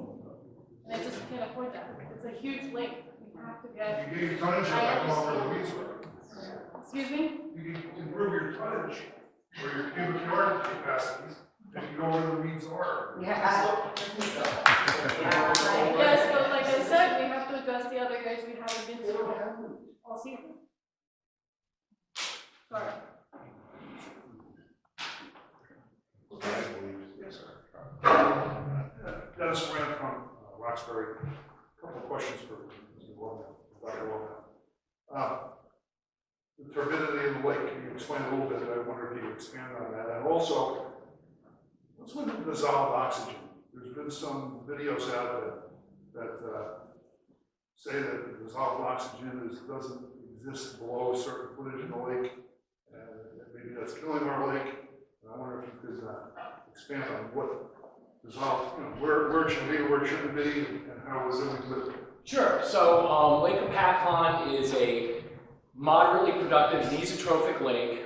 It's called dimictic, which means it mixes twice a season. So imagine if we had ice, and the ice melts, the lake would turn over. And once you hit summer, the warmer water, the surface waters warm faster than the deeper waters. This creates that thermal stratification. If you've ever dove into the lake and it feels nice and warm at the surface and it gets a little cool, a little deeper, it's because you have this quick decline in temperature, nice and cool. That seals off the bottom waters. So you have these deep waters with no photosynthesis going on because no light's getting down there. So no light, no photosynthesis, no dissolved oxygen. There's no dissolved oxygen coming from the atmosphere, so it's cut off. So over the course of the summer season, you'll have this depletion of dissolved oxygen in the deep waters. And this has happened at Lake Hopatcong for decades. What we're doing is we're assessing to see if there have been changes on this. Because back in the 1980s, when we did the original pollutant loading analysis, based on the dissolved oxygen concentrations, we estimated how much phosphorus was coming up from the sediments. Because there's this chemical reaction when you have no dissolved oxygen over those sediments. There's a bond between iron and phosphorus. And when there's oxygen, that bond is tight. As soon as there's no oxygen, that bond is broken. And that phosphorus starts leaking up into the water. And that's called internal loading versus external loading, which is the stuff coming from the septic systems and from the stormwater. So, and the thing about that internal loading is, as it comes up, remember the blue-greens I talked about with the gas vacuoles? They can float to the surface, get all the sunlight they need, and they can float down into the deeper waters, fuel up on nutrients, go up and down, up and down. So that internal loading can really fuel algae growth. Based on the model we did back in the 80s, it was estimated that your internal load was 7%. One of the things that we want to do is we want to update that pollutant loading with all the data we've collected over the decades of dissolved oxygen, because we have 11 stations that we collect this data for dissolved oxygen over the bottom, collect some core samples and update that to see if that internal load has increased. It's one of the reasons why we focus so much on stormwater and septic, is that model tells us 80% of the load is coming from the watershed. So that's why we're concerned about the dissolved oxygen. It obviously has a negative impact on cold water or cool water species, but we do want to reassess that internal load to see if it has increased over the decades. So our lake is okay, the fact that it has a lot of dissolved oxygen at upper levels, but not much at lower levels? Correct. At least the lake is the way it's been, and we shouldn't have to worry about that too much? Well, again, that's why I want to remodel it. Let me compare your lake to Lake Mohawk, okay? Lake Mohawk, their internal load is 30%. So that's why they have this alum injection system and they have this aeration system, because 30% of their load is coming from internal. And their lake is called polymictic.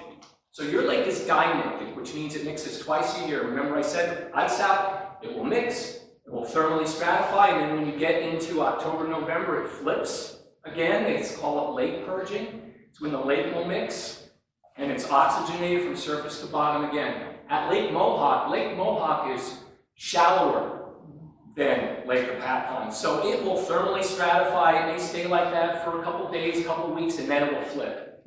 So it's polymictic, so it can pulse up this phosphorus.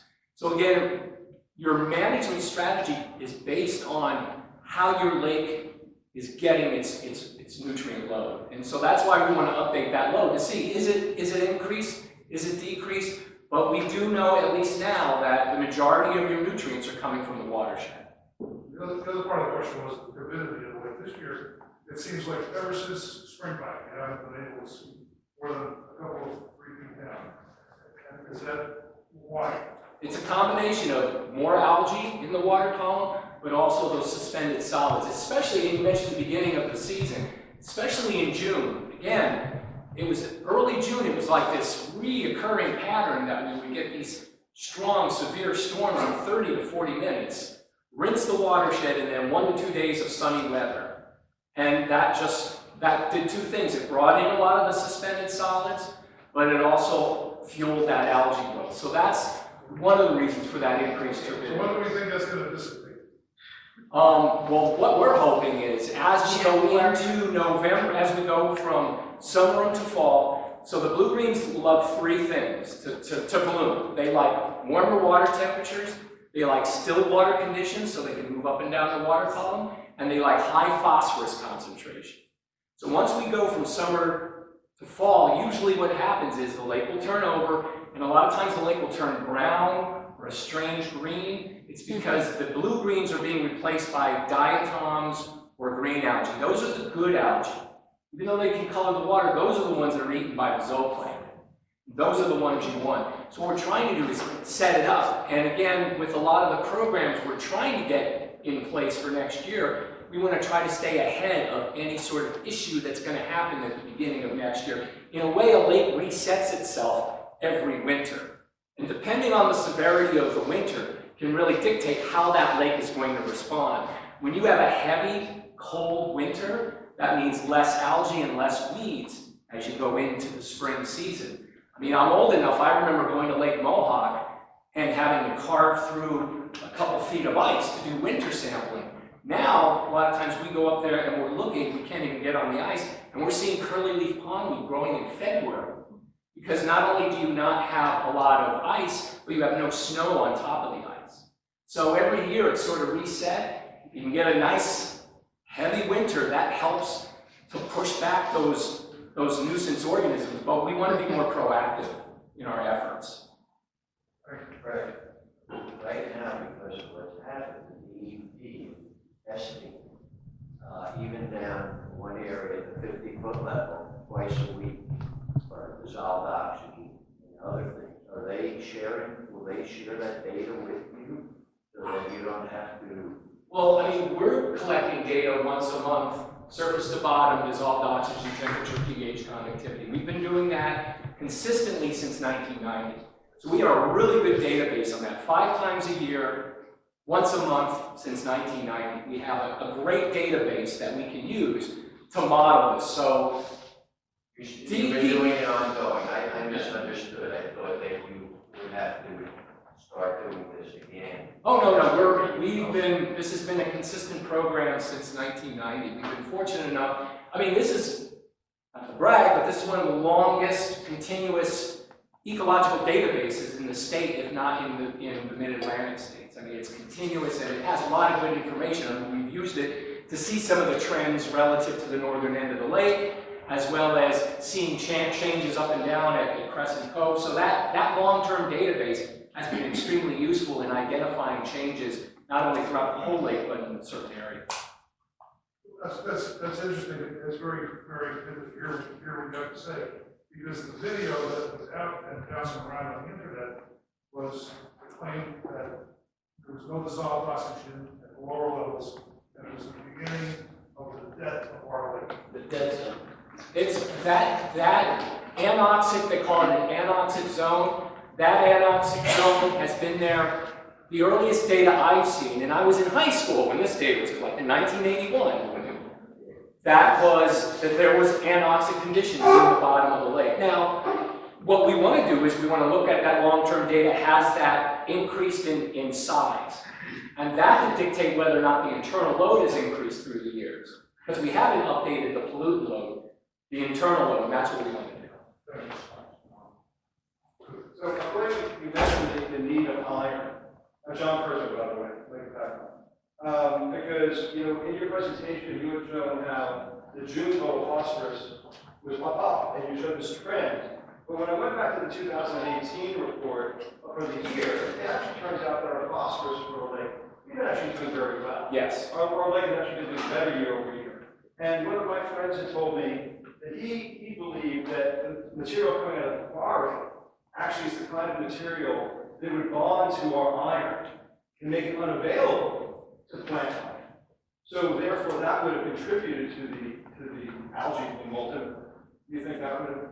I have no data to support that. I mean, the data that I do have says that we had higher TSS, higher total dissolved phosphorus coming in, and that the phosphorus that was coming in was in a dissolved organic state. Because we don't have any data of what actually I mean, if we did an analysis, I mean, what you're suggesting is, okay, we take some of that water, we're going to analyze it for dissolved iron, total iron, and then let's start doing some experiments and adding it, seeing if it sequesters, removes the phosphorus. I mean, no, what I'm asking is, we don't know what came out of the quarry between February and May. All the studies from the DEP and that you've done are all subsequent to May. Well, we collected data in April, but back in April, this was before the halves, the real concern in April was the turbidity. I mean, it was very cloudy. We saw it was a very visual thing, so all the monitoring we did in April was very focused on total suspended solids, total dissolved solids. It was all associated with turbidity. Okay. It was once we saw the bloom starting that there was concern that maybe the quarry was responsible, at least partially, for these blooms, and that's when we started collecting samples for total phosphorus. Okay, so let me start with what I want to talk about. The Lake Hopatcong Commission website has a frequently asked question about algae blooms. Very useful. The links are terrific. One of the links has the links to last year's research on the blue-green algae and all the algae readings for July and August. So I took both of those reports by Princeton Hydro, and I summed up the kind of algae, and then I calculated the totals.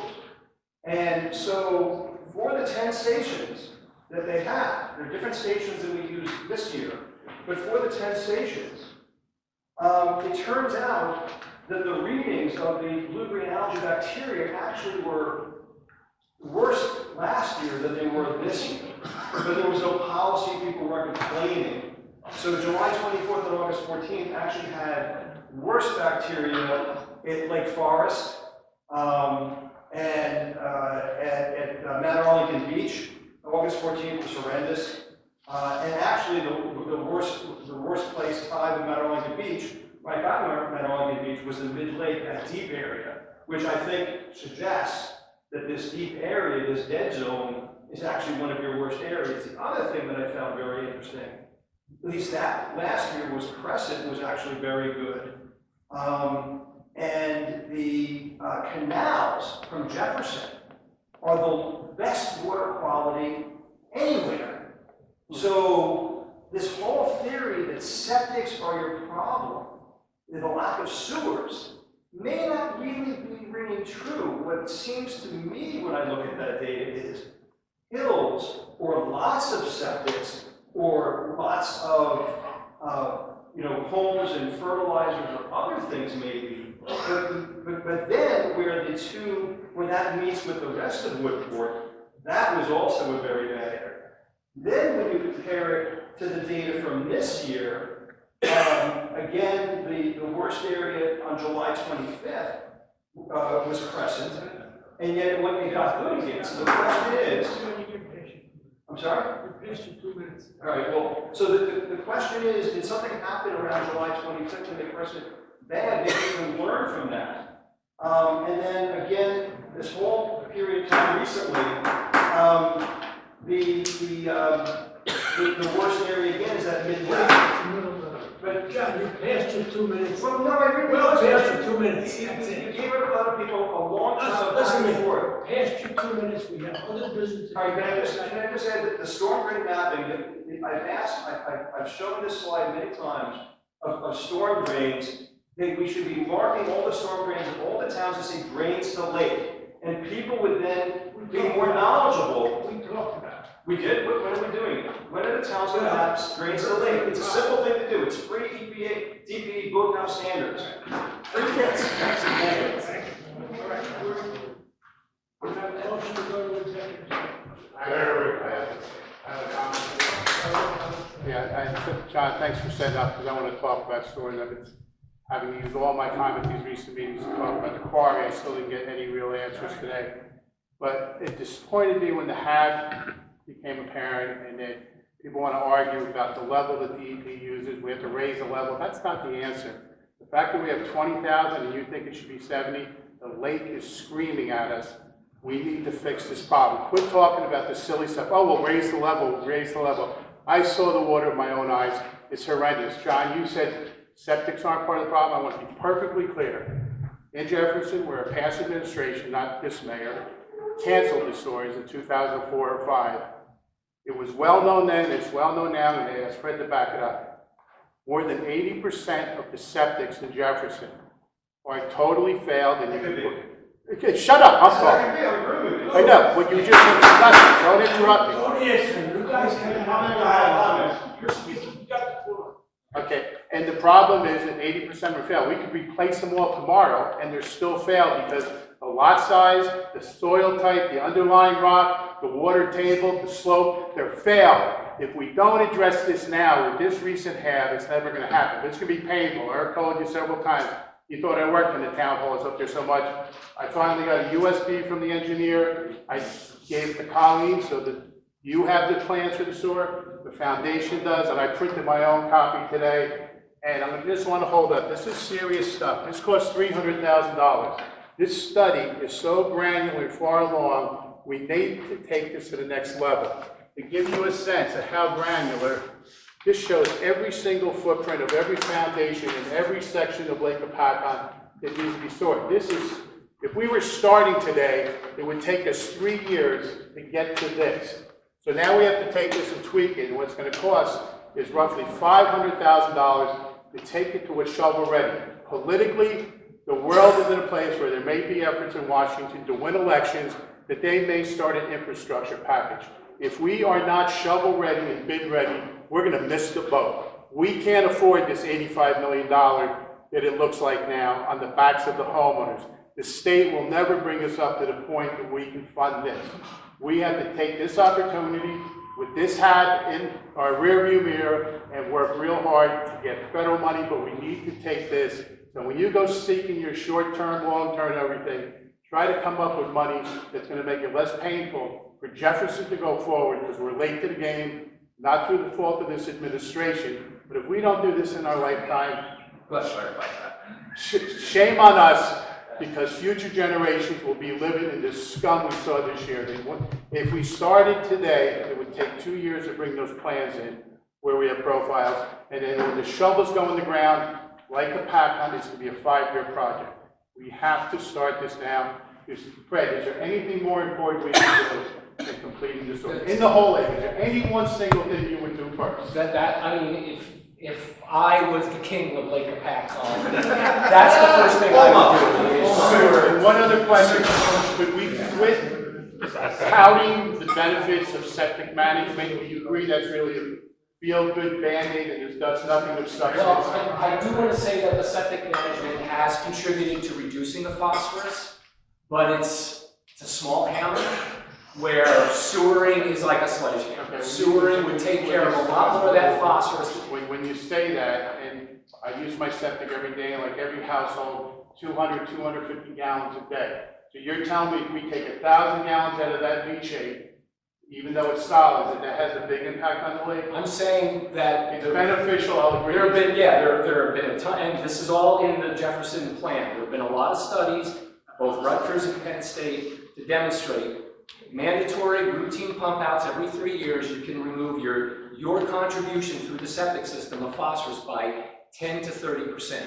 Now, that's 10 to 30% as opposed to taking that entire septic system off. But so you're saying the 1,000 gallons removed takes 10 to 30% of the 220,000 every home is contributing? I'm thinking of the load, not the phosphorus load, not the water load. Well, it's only the leachate that leaves the solid tank and goes into the lake. Yes, the solids stay in the tank. So when you take the solids out, that's good for the maintenance of the thing, but you still have 220,000 gallons going. But the reason why you're getting the 10 to 30% removal is because as it builds up and those solids start going through the leach field, it starts clogging the leach field. The leach field goes anoxic. Remember I mentioned no oxygen, iron, phosphorus, boom, and it moves. So by pumping those solids out and preventing the solids from going into the leach field, you're reducing the phosphorus load by 10 to 30%. Was there any follow-up on your end to see if there was compliance with the septic? How many of your neighbors have had pump outs? Have you studied that? Yes. Do you have statistics on that? Yes, it's embarrassing. Okay, that's one avenue you go to immediately. I wouldn't even, I'm saying the real solution is sewers and anything less than that. I'm agreeing with you, but what I want to say is the septic management has some value. It's better than nothing. It's better than nothing, but the ultimate use. Public session is being narrow, well beyond time you're done. So I'll take a motion to adjourn the executive session.